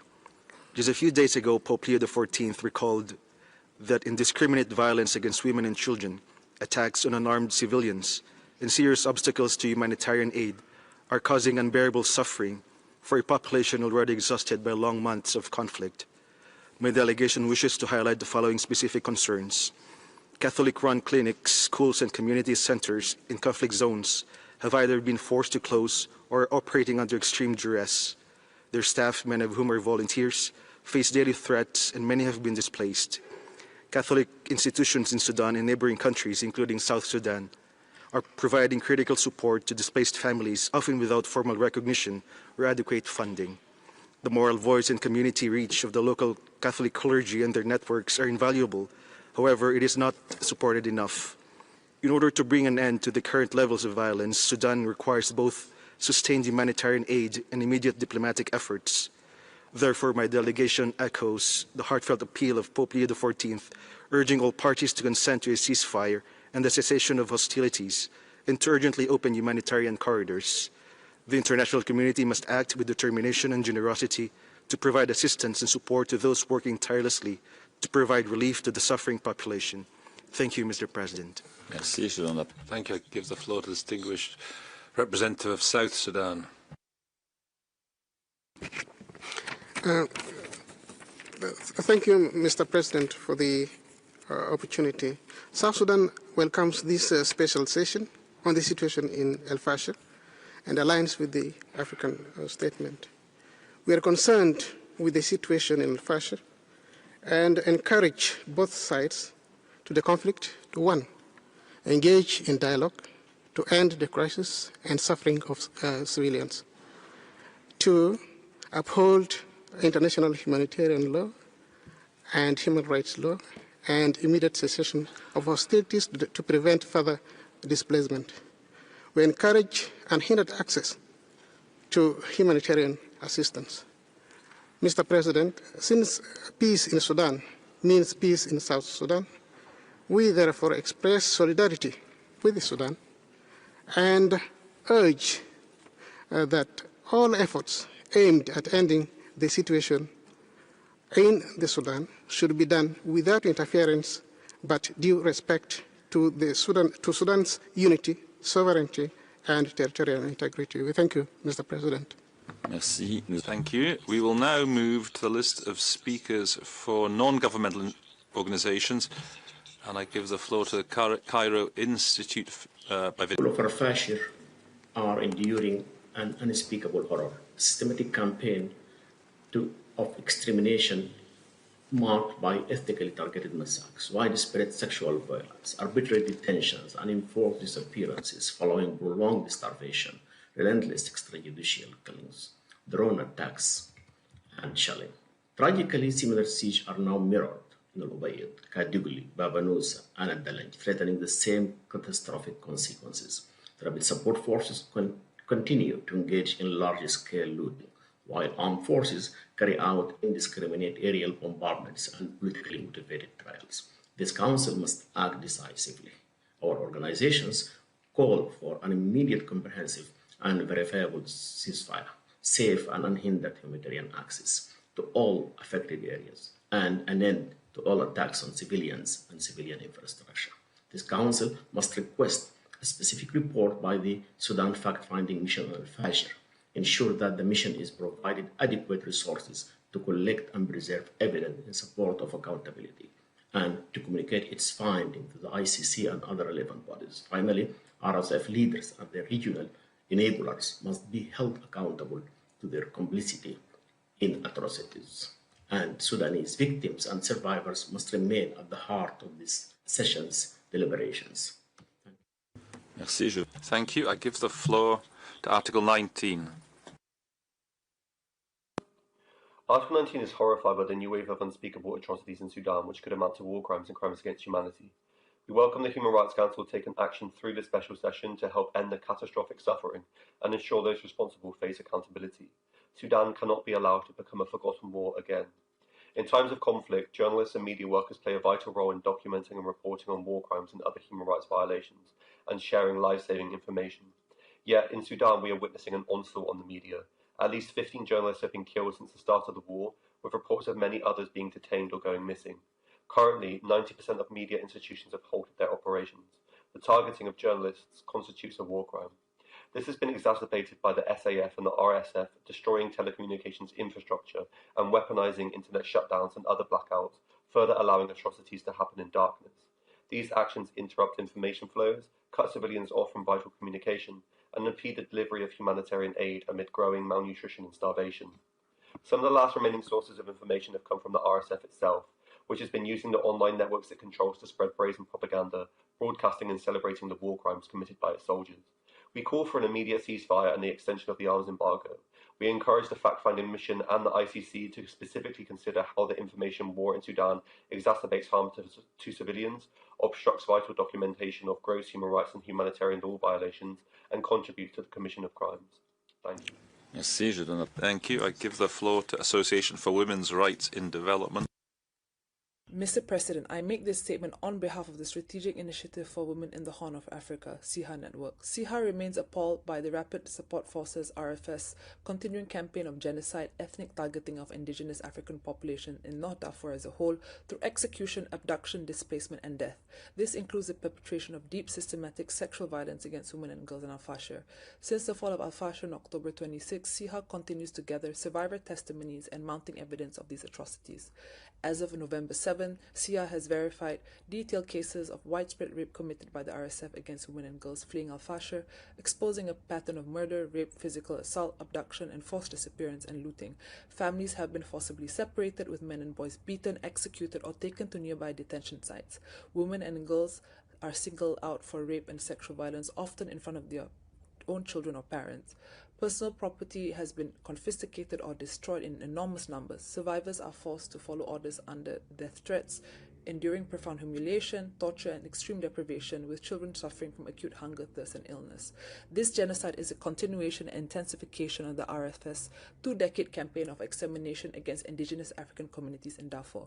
We call on this council to move beyond statements, establish an independent investigative mechanism for Darfur, impose targeted sanctions, and ensure immediate humanitarian access. The world must not look away. Every moment of inaction is a choice, one that sides with the perpetrator. Merci, Thank you. I give the floor to Matt for Peace, Development and Human Rights Association. Thank you, Mr. President. In Al-Fashir, all values are compromised, all rights violated. The criminals and those who finance and support them are well known. The military, logistical, financial support provided by the UAE to the RSF has left behind the worst humanitarian crisis in terms of the number of massacres of civilians, the indiscriminate killing of women and children, extrajudicial executions, and the use of weapons prohibited under IHL. Mr. President, the RSF killed 460 people at once during the attack on the Saudi maternity hospital in Al-Fashir. Nearly 30 women were also gang raped in a camp for the displaced people near Al-Fashir University. The UAE is still establishing an open air bridge through Chad, Libya and Somalia, through which it provides support to the RSF, including drones, heavy artillery, small and medium weapons, tankers, carriers, and mercenaries from Colombia and the Sahel region. Mr. President, the war in Sudan will only stop if the UAE stops its military, logistical, and financial support for the RSF. Also, imposing sanctions on those involved in transferring mercenaries to the RSF is essential. Thank you, Mr. President. Thank you. Human Rights Watch, please. Mr. President, we welcome this convening and thank this panelist for the stark reporting on the atrocities unfolding in and around Al-Fashir.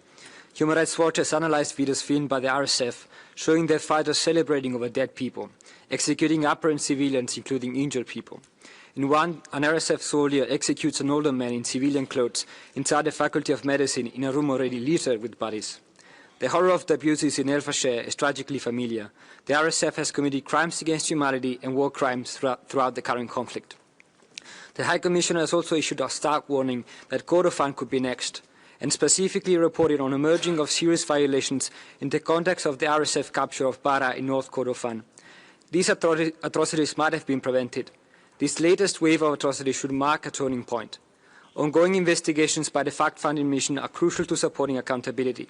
We urge all states and the UN to support their work and ensure they have the necessary additional resources to conduct urgent, dedicated investigations into these atrocities and identify the individuals suspected of committing them. This effort should also feed into the International Criminal Court investigations. Immediate steps, notably by the UN, to sanction those most responsible and publicly condemn those providing military support to the RSF, including the United Arab Emirates, are key. Sudanese civilians should be centered in all discussions about responding to ongoing atrocities. Thank you. Thank you. Amnesty International, please. Mr. President, we welcome this special session in the context of a conflict devastating for civilians. The world has been shocked by recent events in Al-Fashir following the RSF attack. Videos have emerged showing RSF fighters summarily killing and committing other serious abuses against people fleeing the city.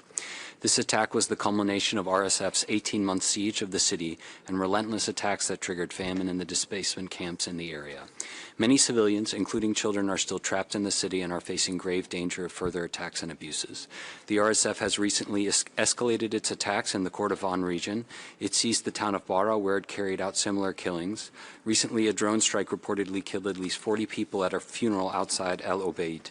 Besides encircling El Obeid, the RSF continues to besiege the cities of Kadugli and Baba Nusa. In May 2024, when the RSF first started sieging Al-Fashir, Amnesty and others called on the international community to act urgently to prevent atrocities. Instead, some states, particularly the UAE, have continued to fuel the conflict, supplying weapons and ammunition to the RSF, while the rest watched. All states must end the supply of weapons and other military assistance to all parties to the conflict. The UN Security Council must ensure the enforcement of the arms embargo on Darfur and extend it to the rest of the country.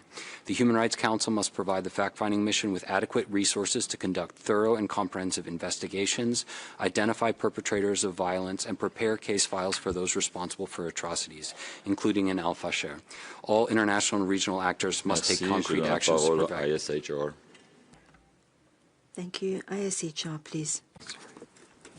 Thank you, President. This is a joint statement. We welcome the convening of this special session. We urge the Council to ensure urgent investigations and to adopt a resolution mandating the FFM to prepare a report to document atrocities being committed in and around Al-Fashir and to share information with the ICC. The FFM must be allocated all necessary resources and support required. Sudan is witnessing grave human rights violations following RSF capture of Al-Fashir and Bara. Mass killings, ethnic targeting, deliberate attacks on civilians, forced starvation, and widespread sexual and gender-based violence. Civilians attempting to flee have been shot, humanitarian workers killed, and entire families wiped out, particularly in Al-Fashir, North Darfur, Bara, and North Kordofan. The situation has triggered a deepening humanitarian catastrophe. Civilians are facing starvation, mass displacement, and total communications blackouts, with women and children bearing the heaviest burden. Humanitarian access remains nearly impossible, and aid funding is critically low. Sudanese women defenders face intimidation and high risk of reprisals inside and outside of Sudan, impeding them from publicly engaging with this council. All parties to the conflict must respect international humanitarian law and ensure the safety of civilians, especially women and children. States must demand unimpeded humanitarian access and ensure that it reaches those in need. We call on states to urge the warring parties to ensure an immediate ceasefire, allows for safe passage of civilians and humanitarian workers, and protection of civilians. Thank you. Merci, je donne la parole. Thank you. United Network for the Development of Mauritania. Thank you, sir. The United Network for Development in Mauritania has seen indiscriminate bombing hitting residential areas, leading to mass displacement of people and targeting camps for internally displaced people. Those camps host vulnerable people who already, for more than 500 days, have been subjected to an inhuman siege imposed upon them by an armed militia supported by the United Arab Emirates. Since the very beginning of taking over Al-Fashir, the Rapid Support Forces militia has killed 700 civilians, subjected approximately 3,000 to forced disappearance, and we still don't know where they are, and executed civilians, the bodies of whom, according to satellite images, are still lying unattended in the streets. The militia also tortured other people, allegedly for trying to bring assistance and aid into the country in a clandestine manner. So, lastly, we would like to call upon the member states of the Council to urge the United Arab Emirates to stop providing arms to the Rapid Support Force, to stop supplying mercenaries to them, to stop supplying munitions to them. Providing justice to the people of Sudan and offering them compensation for what's been done to them is the last opportunity we have to rebuild trust in the international human rights system. Thank you. Thank you, Christine. Thank you.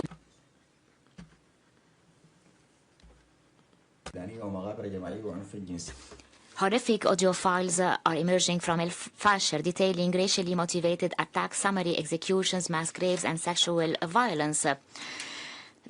All this threatens to take more areas imminently by the hand of the RSF. Those responsible continue to act with impunity as they brazenly record themselves committing possible war crimes and crimes against humanity. We are deeply disturbed by the number of RSF fighters who appear to be children. The absence of meaningful military or humanitarian assistance for the people of Al-Fashir during the 18-month siege is deeply regrettable. We all knew that there will be a repetition of the atrocities of 2003, yet no one protected the civilians. A ceasefire and cessation of all attacks on civilian areas is the first step. We need to hold all people responsible for those crimes accountable. We call for full implementation of arms embargoes and targeted sanctions on those found to be facilitating and fueling the atrocities across Sudan, including the UAE. At the end, we urge the Council to fully resource and support the FFM in producing a flash report, also to assess the role of external factors and share relevant information with the ICC to inform its investigation. Thank you very much. Merci, je donne la parole. Thank you very much. International Federation for Human Rights Leagues, please. PH and its Sudanese member organizations welcome the special session to address the catastrophic situation in and around Al-Fashir. Reports from the city, including photo and video evidence shared by RSF members themselves, detail the RSF's systematic campaign of ethnically motivated atrocities, including mass killings, torture, rape, and targeted attacks against civilians fleeing the city.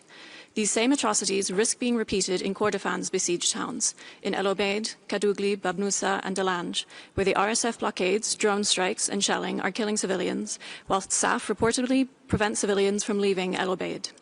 Continued inaction by the international community will only enable further violations, just as we have seen the lack of accountability for earlier crimes has now created the conditions for the current atrocities in Al-Fashir.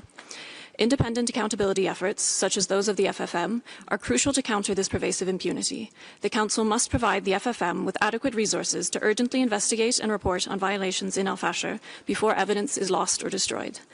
Their findings cannot just remain in a report, but must then be acted on by the international community, including by expediting existing ICC investigations and advancing inquiries into crimes in Al-Fashir, expanding the UN arms embargo and enforcing with stronger monitoring, including transparent investigations into supply channels linked to the UAE and other countries providing arms to the warring parties, targeted sanctions against those perpetrating and enabling violations, and increased support for Sudanese civil society in their work documenting violations and supporting victims. Thank you. Merci. Je donne la parole à Legal Action. Thank you. Legal Action Roadmap, please. What's happening in Al-Fashir, the surrounding areas and in North Darfur and beyond is not new. It is the outcome of decades of gross impunity. Every moment of inaction, every platitude uttered is a choice to condone and even encourage that impunity. It is a choice that sides with the perpetrators of this sickening violence. Many survivors from Darfur have testified to us. Let us listen to them. When the city fell, everything became death, the houses, the streets, even the hospitals. I saw them line up men from the Zagawa tribe and shoot them.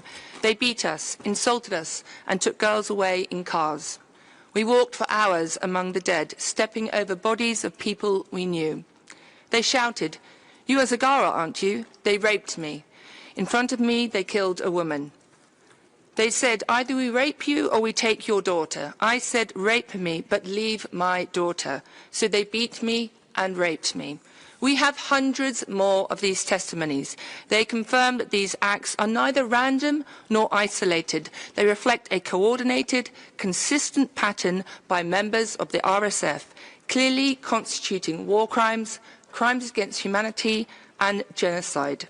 Members of this Council, how will you ensure that all states and private actors immediately cease all forms of material support, supply of arms that fuel the atrocities committed by RSF in Al-Fashir and across Darfur, or face accountability for... Foundation. Merci, Monsieur. Thank you, sir. Once they took over Al-Fashir, the militia of the Rapid Support Force started to commit massacres which were ethnically motivated. They killed 2,000 people during the first week after they entered the city. Despite the fact that they did accept a humanitarian truce proposed on the 6th of November, they continued to carry out attacks against IDP camps in Al-Fashir, attacking particularly women, subjecting them to sexual violence and using collective rape and other atrocities as a weapon of war. A few days after they took Al-Fashir, the militiamen burnt the bodies of civilians to hide the evidence of their crimes, and then celebrated their victory with the remains of the victims in the background. Sir, the Eliska Relief Foundation would like to emphasize that these appalling attacks against civilians in Al-Fashir will not stop until the members of this Council and observer states exert all possible pressure on the UAE to stop financing the militia and stop providing it with military support. We urge the establishment of investigative missions which can get to Al-Fashir to meet the survivors and the families of the victims, and we urge this Council to dissuade all other neighbouring countries, including Chad, and particularly Chad, to become complicit in the conflict in Sudan by providing Emirati arms to the RSF. Thank you. Thank you. Geneva Institute for Human Rights, please. سيد الرئيس أتحدث إليك. Thank you very much. I'm addressing you today on behalf of the Geneva Institute for Human Rights to express our support for the holding of this special session at what is a crucial moment in the armed conflict in Sudan. Sir, this year we're celebrating 30 years of the right to protection. What has happened in Al-Fashir is a demonstration of how the international community has to prove its credibility in fully implementing that principle. We urge the Council to start by strongly condemning the flagrant violations of international human rights law and international humanitarian law committed by the Rapid Support Forces in Al-Fashir and elsewhere. Secondly, we demand an independent international mission of inquiry in Sudan and an urgent report being submitted as soon as possible by it to this Council. Thirdly, we urge the UNGA to forward the investigation report when completed to the Security Council so that that body can take whatever measures are necessary. And we would further like to see the mandate of the International Court of Justice expanded to cover the whole of the Sudan. Lastly, we think that silence from this Council would be tantamount. Thank you. Des droits et des libertés.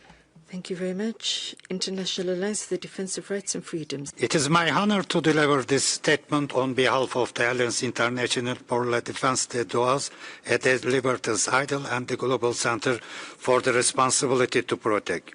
More than 20 years ago, the world witnessed the horrors of the Darfur genocide. Today, the fall of Al-Fashir has sparked another wave of devastation and atrocity crimes. The city's capture has unleashed attacks against civilians with credible reports that the RSF has killed, raped, abducted and tortured civilians, frequently targeting them based on ethnic identity. Satellite imagery and the survivor testimonies indicate door-to-door executions and the deliberate destruction of civilian infrastructure.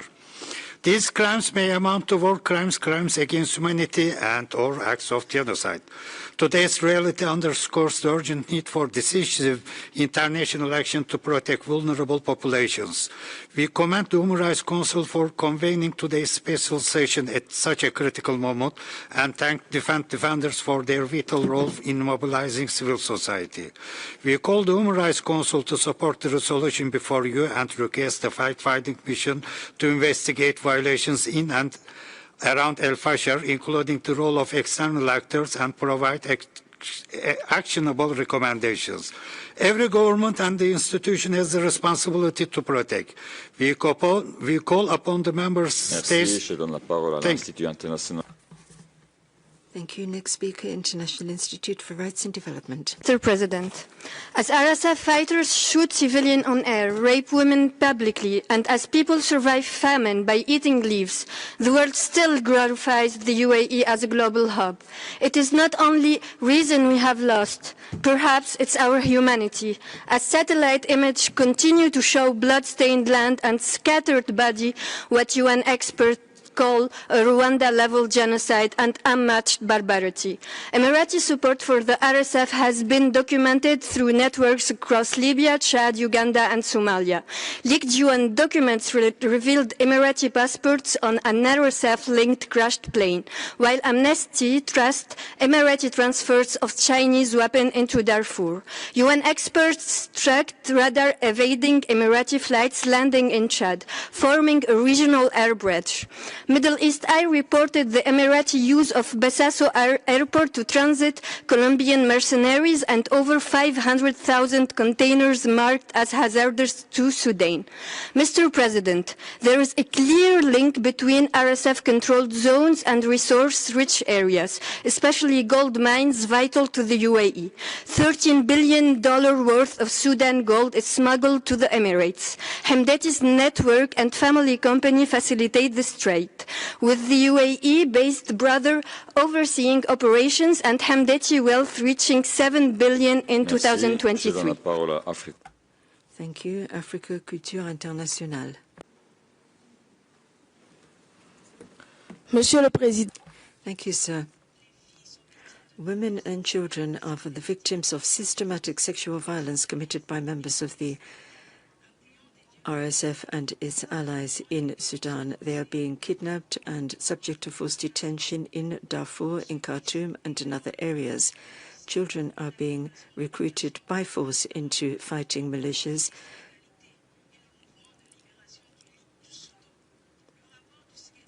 And the report from the United Nations Secretary General on children in armed conflict has documented the practices being used for that. Human Rights Watch has confirmed the forced recruitment of children in Jebel Mara and in Darfur. The war waged by the Sudanese armed forces has displaced over 14,000 people by force, and as a result of military blockades, the destruction of schools and hospitals has followed, as Al Jazeera and others have documented, war crimes are being committed.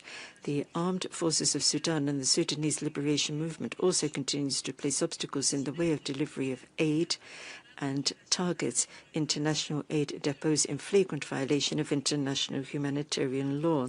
The continuation of these crimes by the Sudanese armed forces and allied militia means that we have to speak out, condemn what's happening, and ensure effective protection of civilians. Thank you. Thank you. Partners for Transparency is next. Thank you, sir. Our organization would like to put on record its enormous concern about the flagrant human rights violations committed in the city of Al-Fashir by the RSF. Since the end of October, we've seen extrajudicial executions, torture, forced disappearances, and the bombing of civilian areas and residential districts, as well as the displacement of 70,000 people. All this is a flagrant violation of the basic right to life. The delivery of humanitarian aid is being impeded, and the RSF is even attacking shelters. We know they've carried out sexual atrocities, including gang rape. Many people were killed in the Saudi maternity hospital when it was attacked by the RSF on the 20th of October. At least 25 women and girls have been subjected to collective rapes in the shelters around the University of Al-Fashir. We demand strongest possible condemnation of all these abuses and atrocities and demand the establishment of an independent international mission to investigate what has been done in Al-Fashir and to consider the involvement of the United Arab Emirates in the provision of militia and munitions and arms to the RSF through Libya. Thank you. Interfaith International. Thank you. Interfaith International. Faith International expresses its deep concern over the escalating violence and the grave human rights violations in and around Al-Fashir. The destruction of places of worship, including mosques and churches, the targeting of civilians, and the spread of extremism and hate-based narratives are deeply alarming. Acts of racial and ethnic discrimination must end immediately. We call on parties to respect the ceasefire and to open safe corridors for humanitarian access to civilians in need. The ongoing destruction of infrastructure, hospitals, residential areas, as well as reports of rape and indiscriminating bombing constitute war crimes and crimes against humanity. Those responsible must be held accountable. Our organization firmly believes there is no military solution to the Sudan crisis. We support diplomatic and political negotiations aimed at achieving a sustainable civilian-led transition that can build democratic institutions and end the culture of impunity.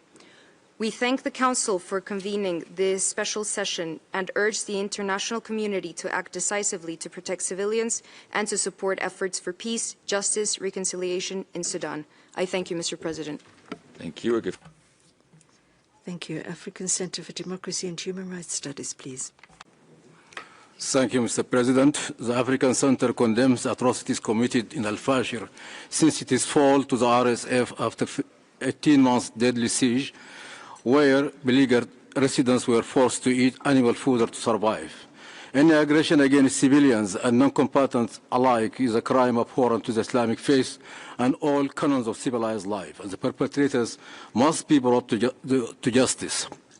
In this regard, we note the arrest of an RSF field commander. However, the magnitude of the atrocities commands more action to hold those responsible accountable. We draw attention of the Council to the ethnic cleansing currently taking place in Khartoum, where the security forces randomly arrest and summarily execute innocent civilians because of their ethnic or regional origins. A campaign of forced evictions and selective demolition of whole residential areas inhabited by displaced people, mainly from Darfur and Kordofan, is taking place in the environs of Khartoum. And thousands of victims of this inhumane campaign, including whole families, are left without shelter.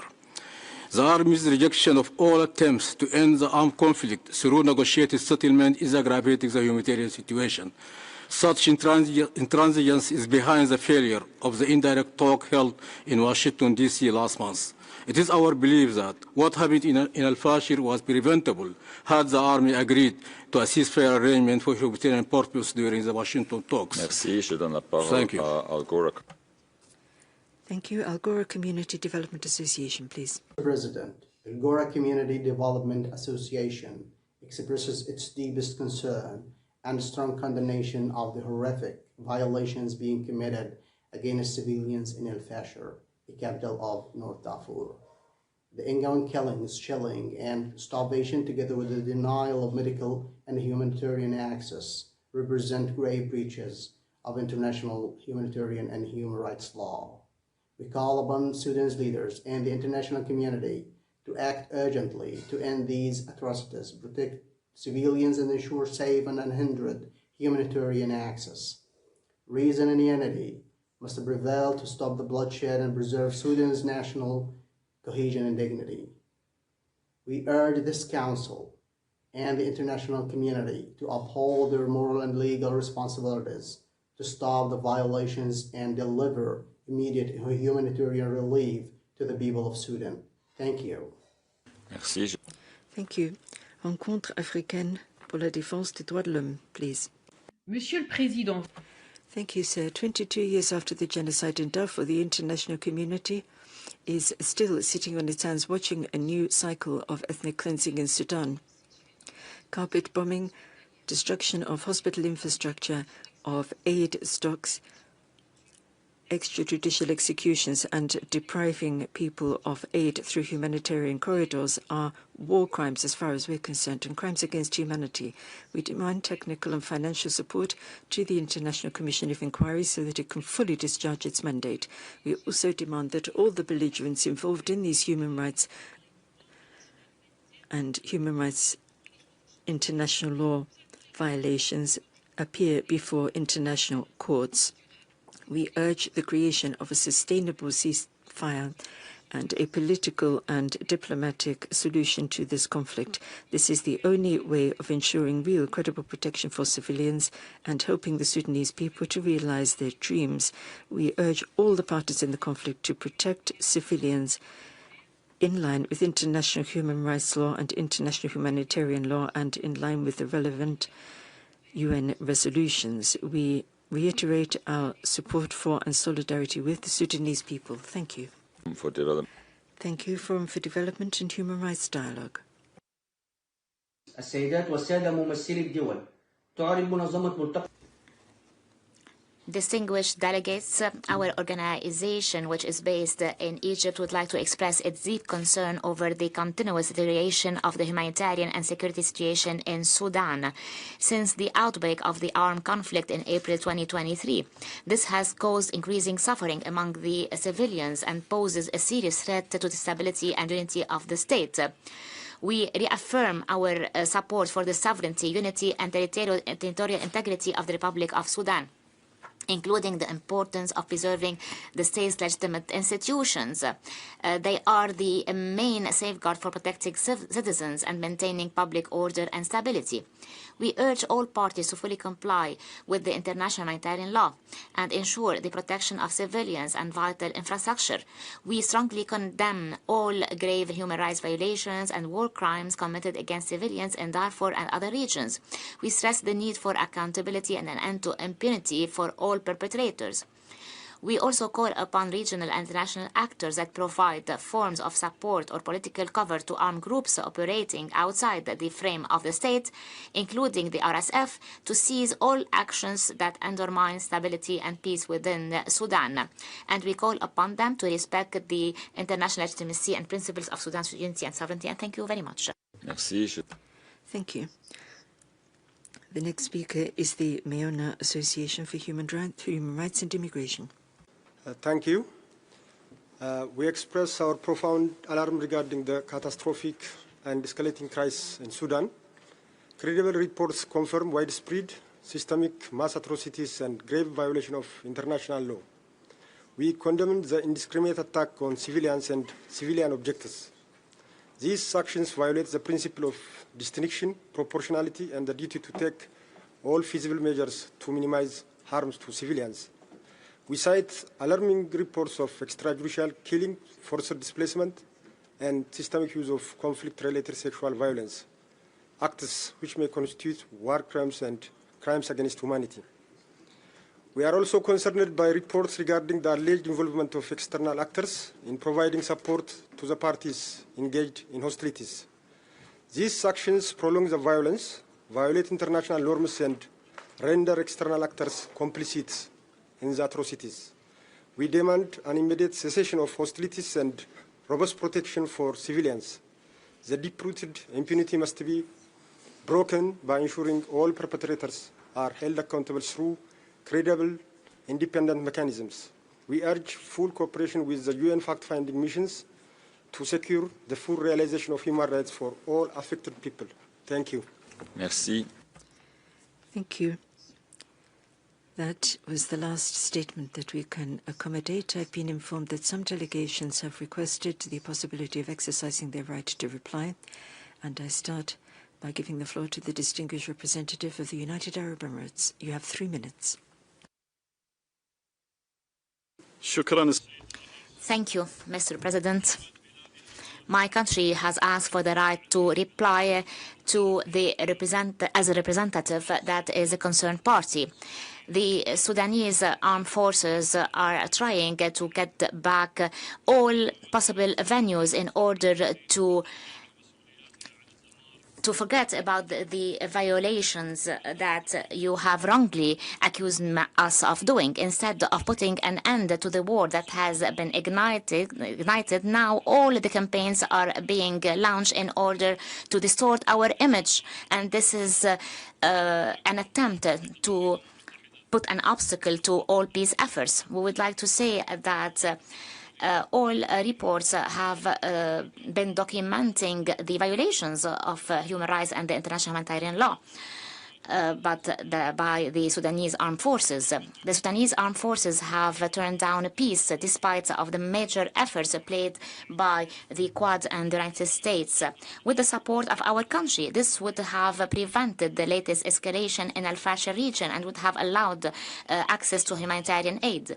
The United Arab Emirates would support all the calls that call for an immediate ceasefire, and we call upon all parties to the conflict to respect their humanitarian and legal obligations and put the interests of the Sudanese people first, because the people are the ones that pay the price of this atrocious and absurd war. The United Arab Emirates would like to reiterate its commitment to collaborating with its international and regional partners, including the Quad, in order to launch a transitional process that will pave the way for the establishment of an independent government that will not be under the control of warring parties. Mr. President, those who are pretending that they have helped build the glory of other countries, they have to look at what they are doing, and they have to consecrate their efforts to building their country instead of perpetrating lies. At the end, the nations are not built upon destruction. They are built based on peace and dialogue. We shall not forget that the Port Sudan Authority is a party that is trying to get the sympathy of the world, but it is the same party that has made atrocities in Darfur 20 years ago. And it has also taken the power over the authorities that were elected in 2021. Thank you very much. Merci. Thank you. The distinguished representative of Chad.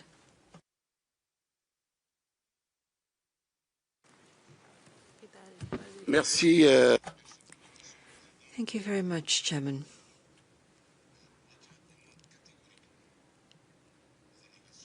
Chairman, we firmly reject the allegations made against us by some non-governmental organizations which have suggested that we are making it easier to deliver weaponry into Sudan.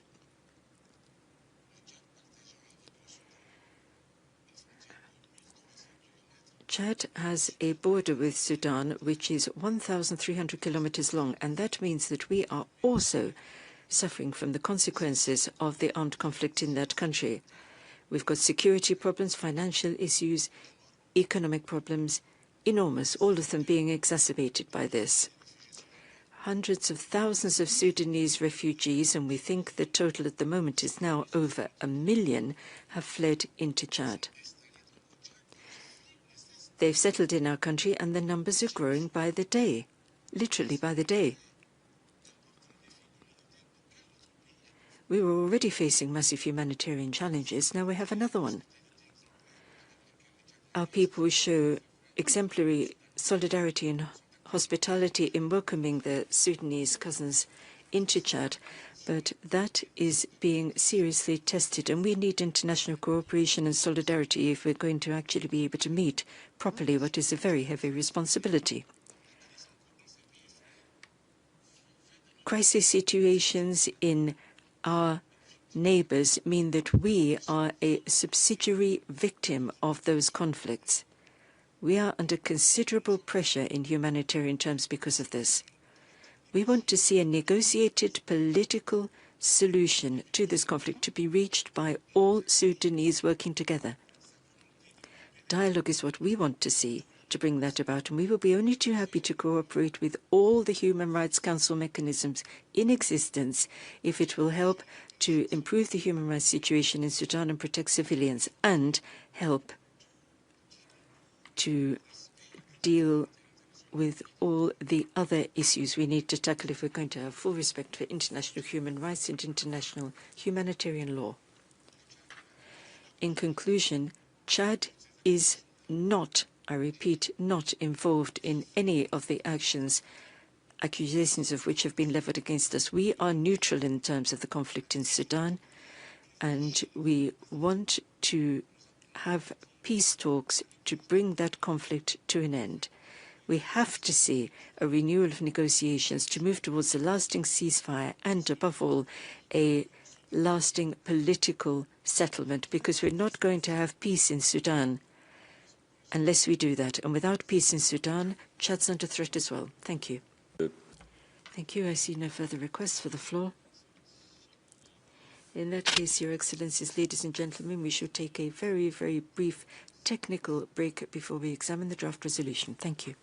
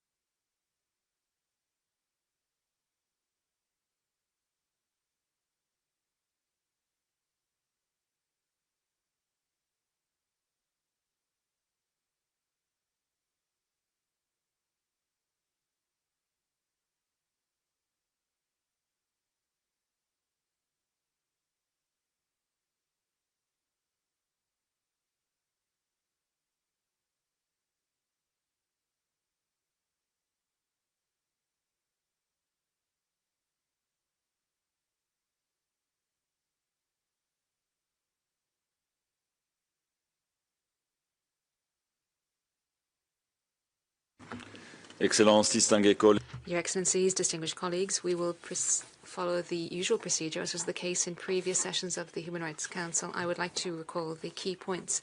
The voting process is only possible for member states of the Council.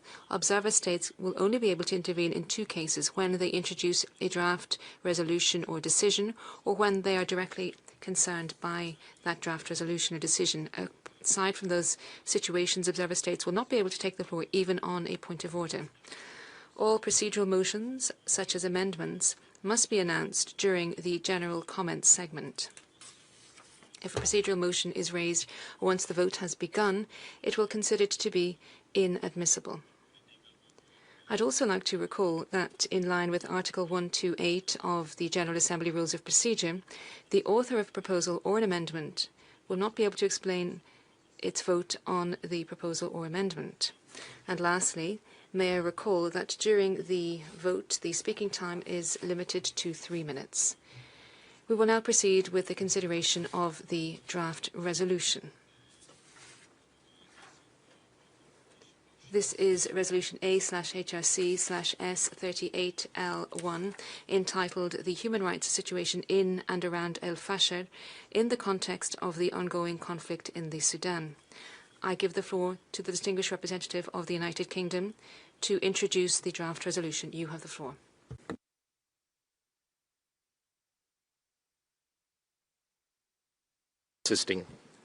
Thank you, Mr. President. I deliver this statement on behalf of the Sudan Core Group, consisting of Germany, Ireland, the Netherlands, Norway, and the United Kingdom. We requested this session because the scale and severity of the crisis in Sudan can no longer be met with silence. The situation in Al-Fashir is the latest example of a broader collapse, a collapse of the rule of law, protection of civilians, and human dignity. As we have heard from so many speakers today, what we are witnessing is not just a humanitarian emergency, but a systematic assault on civilians with consequences that extend far beyond Sudan's borders. The violence in Al-Fashir bears the hallmarks of a coordinated campaign against civilians by the Rapid Support Forces. Their advance has been accompanied by credible reports of ethnically targeted killings, systematic sexual violence, and the deliberate use of starvation. Across Sudan, over 30 million people now require humanitarian assistance, and yet access to aid is obstructed, and those who try to help are themselves at risk, as we have seen with the appalling targeting of health workers in Al-Fashir. The scale of need is staggering, but the response has been inadequate. This Council must not look away. I hope we could all agree on the need for accountability, as well as the end goal of reconciliation. We need an independent account of the past to achieve both these goals. There is no other independent mechanism to achieve that goal. The key outcome of this resolution is the urgent inquiry to be carried out by the UN fact-finding mission. Its efforts to document and preserve evidence of violations, abuses lay the groundwork for justice. Without it, accountability will remain out of reach, and the cycle of impunity will continue. We also pay tribute to the Sudanese civil society actors who continue to serve their communities under extraordinary pressure. Their courage and resilience are a reminder of the values this Council is meant to uphold. Mr. President, the strongest tribute that we can all make to their courage is by adopting today's resolution by consensus. Let us send a clear signal that the people of Sudan are not forgotten. Thank you. Merci. Thank you. The Secretariat has informed me that there are 30 additional co-sponsors to the draft resolution. I now give the floor to the members of the Council who wish to make general comments on the draft resolution as presented. Are there any requests for the floor? I see none.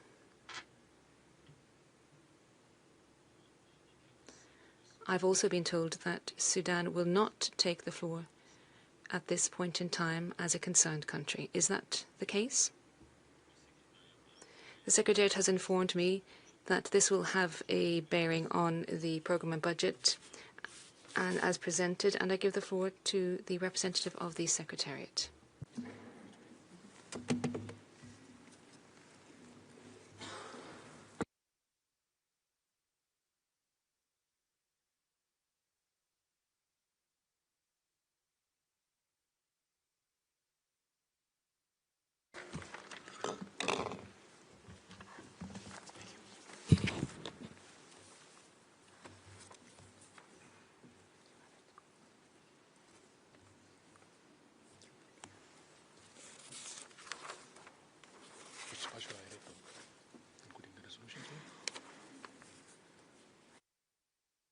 Okay, we do this later. Nous allons maintenant prendre... We will now take action on draft resolution A/HRC/S38L1 as presented. And I give the floor to members of the Council who wish to explain their vote before the vote. I call upon the distinguished representative of Sudan. شكرا جزيلا سيد الرئيس. Thank you, President. Sir, we wish to express our thanks to all states and all organizations who have condemned the actions carried out by the terrorist militia and the state sponsoring it, that is the UAE. We would like to extend our thanks to countries who have worked with us to amend the draft resolution. During consultations pertaining to this text, we also thank those who drafted this draft resolution because they've taken into consideration our observations. We also wish to thank the Office of the High Commissioner for Human Rights for the work in documenting these atrocities. As regards the draft resolution, some paragraphs are positive and warrant acceptance. And we would mention, for instance, paragraphs that condemn the activities carried out by the militia and extrajudicial executions, arbitrary detention of civilians, and the recruitment of children, as well as rape as weapons of war and other forms of violence. We very much appreciate the paragraphs that have restated this Council's commitment to respect the sovereignty of Sudan, its territorial integrity as well. We are in agreement with the paragraph which refuses to introduce a parallel force or authority in zones and areas that are controlled by the support forces. We will not go against this draft text. However, we reject a number of paragraphs, and we would like this to be reflected in the records of this session. I'll start out by the preamble, and I'll look at paragraphs 11 and 12 of the preamble. Paragraph 11 talks about the fact-finding mission, and paragraph 13 talks about the states who support the militia without naming the state. You have seen the position of the international community. There have been demonstrations throughout the world condemning the United Arab Emirates. We have seen all of this even in the parliaments and public spaces to condemn the United Arab Emirates. I'd now like to turn to the paragraph 14, 15, 16, 17. All of these paragraphs relate to the fact-finding mission. Our stance as regards this mission and the resolution which has established this mission is very clear-cut. Once again, we feel that these paragraphs that we are rejecting should be mentioned in the records of this session.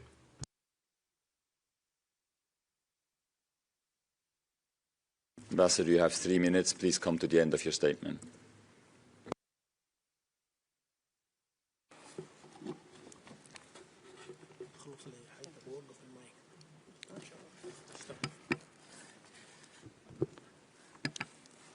شكرا سيد الرئيس. Thank you very much indeed, President.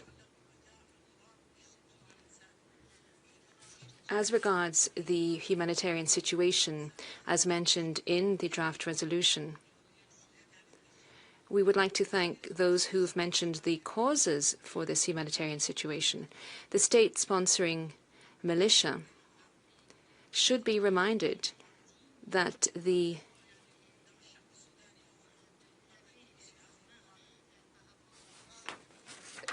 you take responsibility for the blood shed in Sudan. Demonstrations across the world have condemned this, and that we believe is sufficient. We would like to see that the international community will condemn you and bring you to justice. Thank you, sir. Merci. Je donne la parole au distingué. Thank you. I give the floor to the distinguished representative of Colombia. Gracias, señor presidente. Thank you, sir. Assistance between human beings is what has given us power as mankind. Recently, during the meeting in Cairo, our President Gustavo Perez has expressed Colombia's solidarity and announced the sending of humanitarian aid through a body to address 2 genocides that are unfolding across the world in Gaza and Sudan. Colombia has supported the convening of this special session of the Human Rights Council because of our consternation at the atrocities committed by the Rapid Support Forces in Al-Fashir and in the regions of Darfur and Kordofan, with the participation of foreign mercenaries. Participation that we have rejected in several sessions and panels of this Council. It is relevant to point out that in the draft resolution, reference is made to these atrocities, including the assassination of civilians, women, young girls and boys, as well as indiscriminate attacks on civil infrastructure or the assassination of humanitarian and medical staff. At this special session, we would like to restate that Colombia stands beside the victims and that our message is one of peace and respect for human rights and international humanitarian law. That is why we will vote in favor of the draft resolution if there is a call for a vote. Thank you very much, sir. Thank you. I call upon the distinguished representative of China.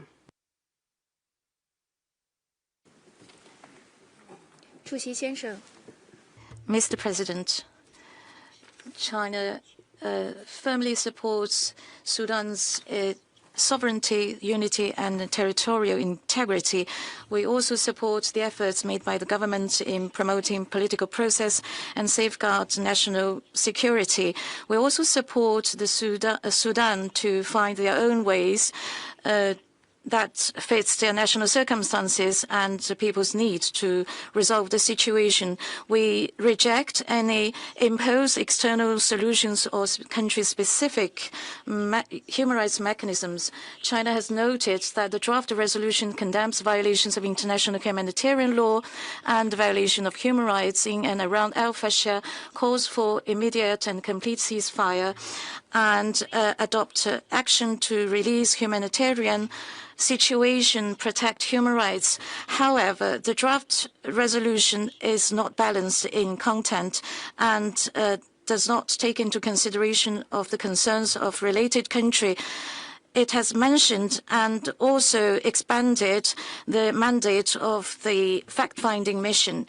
Based on the given the above and underpinned by our principle, China constructively participates in the consultation of the resolution. We have requested a more balanced text. In this regard, China will not join the consensus on this resolution. Thank you, Mr. President.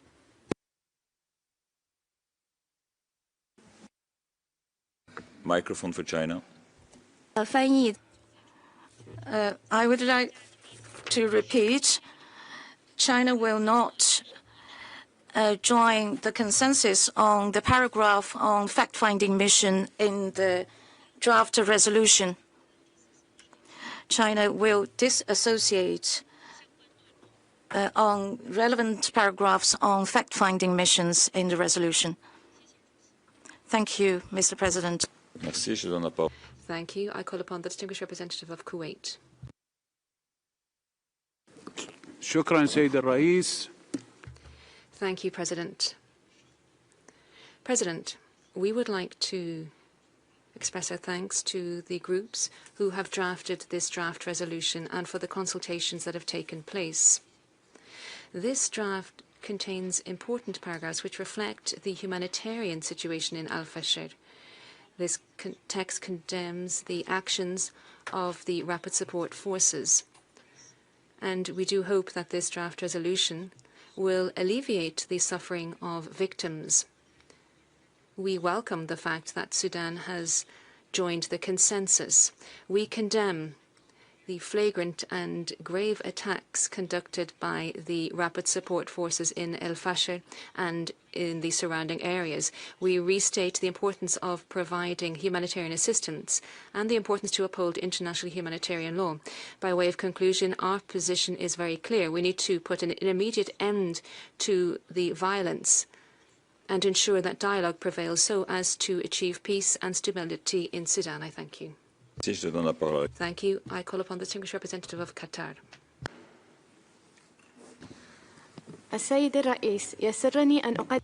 Thank you, President. It is an honor for me to take the floor to make a number of comments on the draft resolution.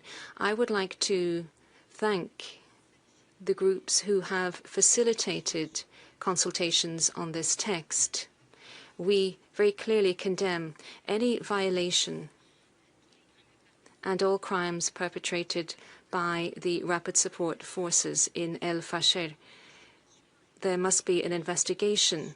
There will have to be an independent follow-up as regards what happened so as to bring the perpetrators to justice.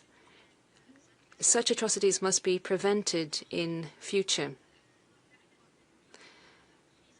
The core group has taken account of several comments and remarks made during informal consultations so as to achieve a text which garners consensus. We note the role of the Office of the High Commissioner in Sudan so as to inform the Council about what is happening in Al-Fashir. We know that the Sudanese government collaborates with the OHCHR in Sudan. This will enable the officials of the office to reach out to the areas where the victims are and to glean first-hand information. We very much welcome the Sudan's collaboration on this text, and we hope that we will be able to reach a consensus so as to improve the human rights situation in Sudan. I thank you. Thank you. I'd like to call upon the distinguished representative of Ethiopia.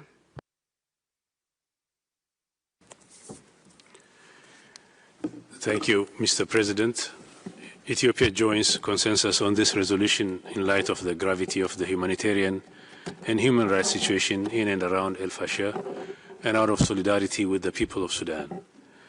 At the same time, Ethiopia wishes to formally disassociate itself with operative paragraphs 14, 15, and 16, as well as all other references to the fact-finding mission.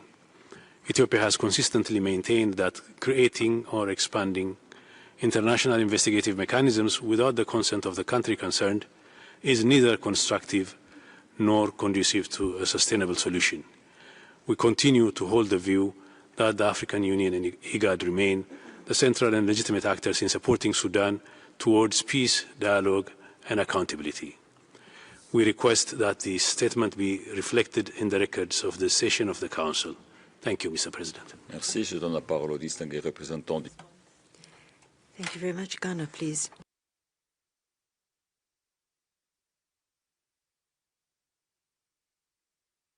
Mr. President, Ghana maintains that finding agreement on recommendations for setting up institutions or expanding the mandates of existing mechanisms are a central pillar of the human rights architecture and a necessary condition for safeguarding the utility, relevance, and value of the Human Rights Council.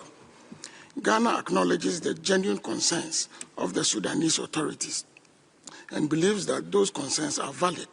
However, having closely followed the recent happenings in Al-Fashir, Ghana is of the considered opinion that the Council needs to evolve a new approach on Sudan that narrows the scope of divergence in a constructive, fair, and impartial manner.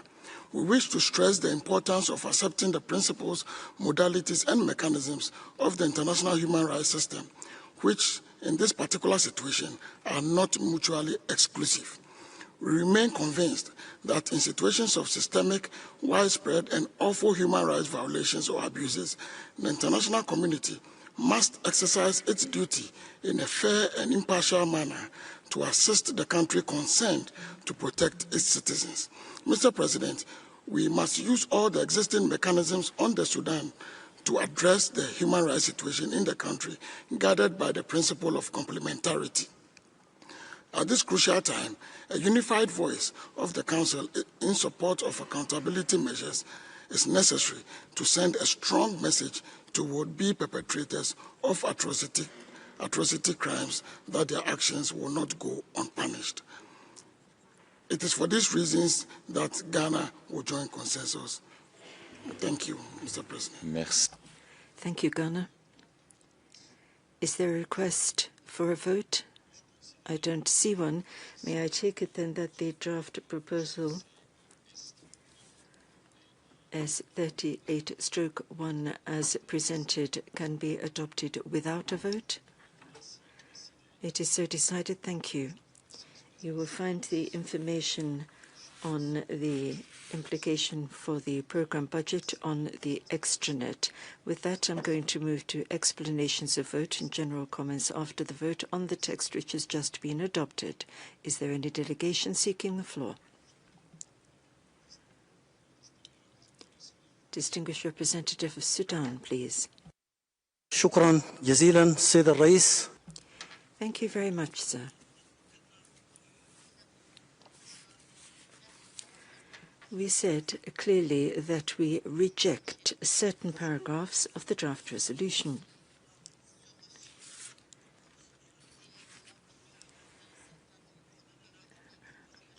And that is an opinion also shared by several fraternal countries for whose support we are grateful.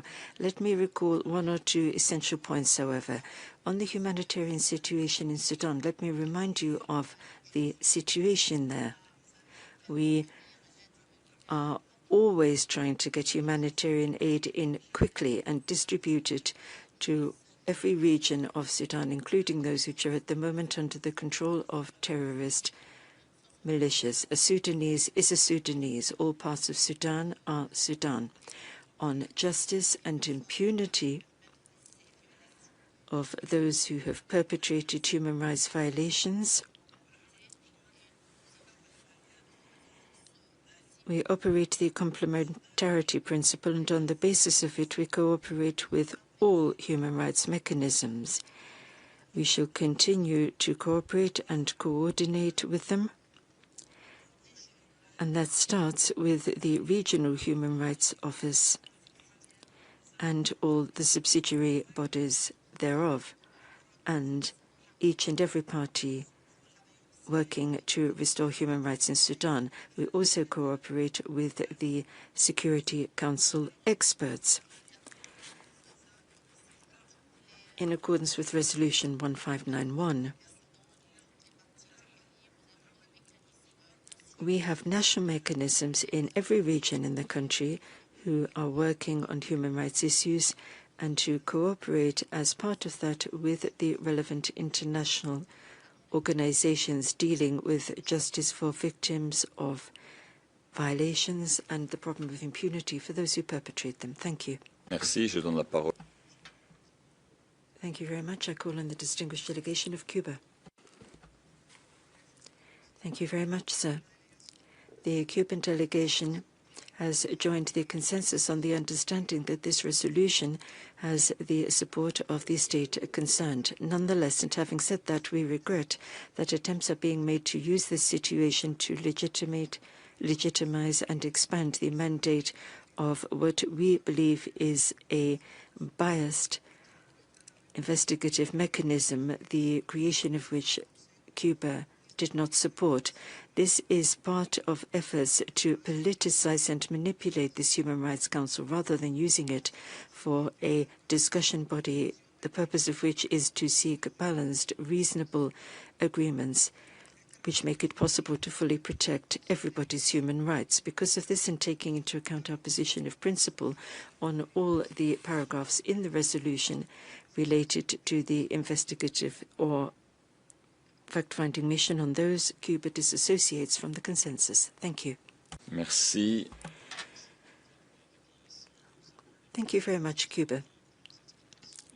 That exhausts the list of speakers for explanations of vote and general comments after the vote and concludes action on the draft resolution. Your Excellencies, distinguished ladies and gentlemen, that brings us to an end of this special session. Before I declare the session closed, I should like to remind you that the report of the 38th special session is currently in the process of being finalized, and it will soon be available on the Council extranet. May I also take the opportunity to remind you that delegations will have the possibility of submitting their comments over the next 2 weeks once the report has been distributed to the Secretariat of the Council. May I take it that Council decides to adopt the draft report of the 38th Special Session of the Human Rights Council at referendum? I see no objection, so decided. Thank you. Your Excellencies, ladies and gentlemen, thank you. Thank you to the interpretation team, whose flexibility made it possible for us to conclude this special session this morning, and I declare the 38th Special Session of the UN Human Rights Council closed. Thank you.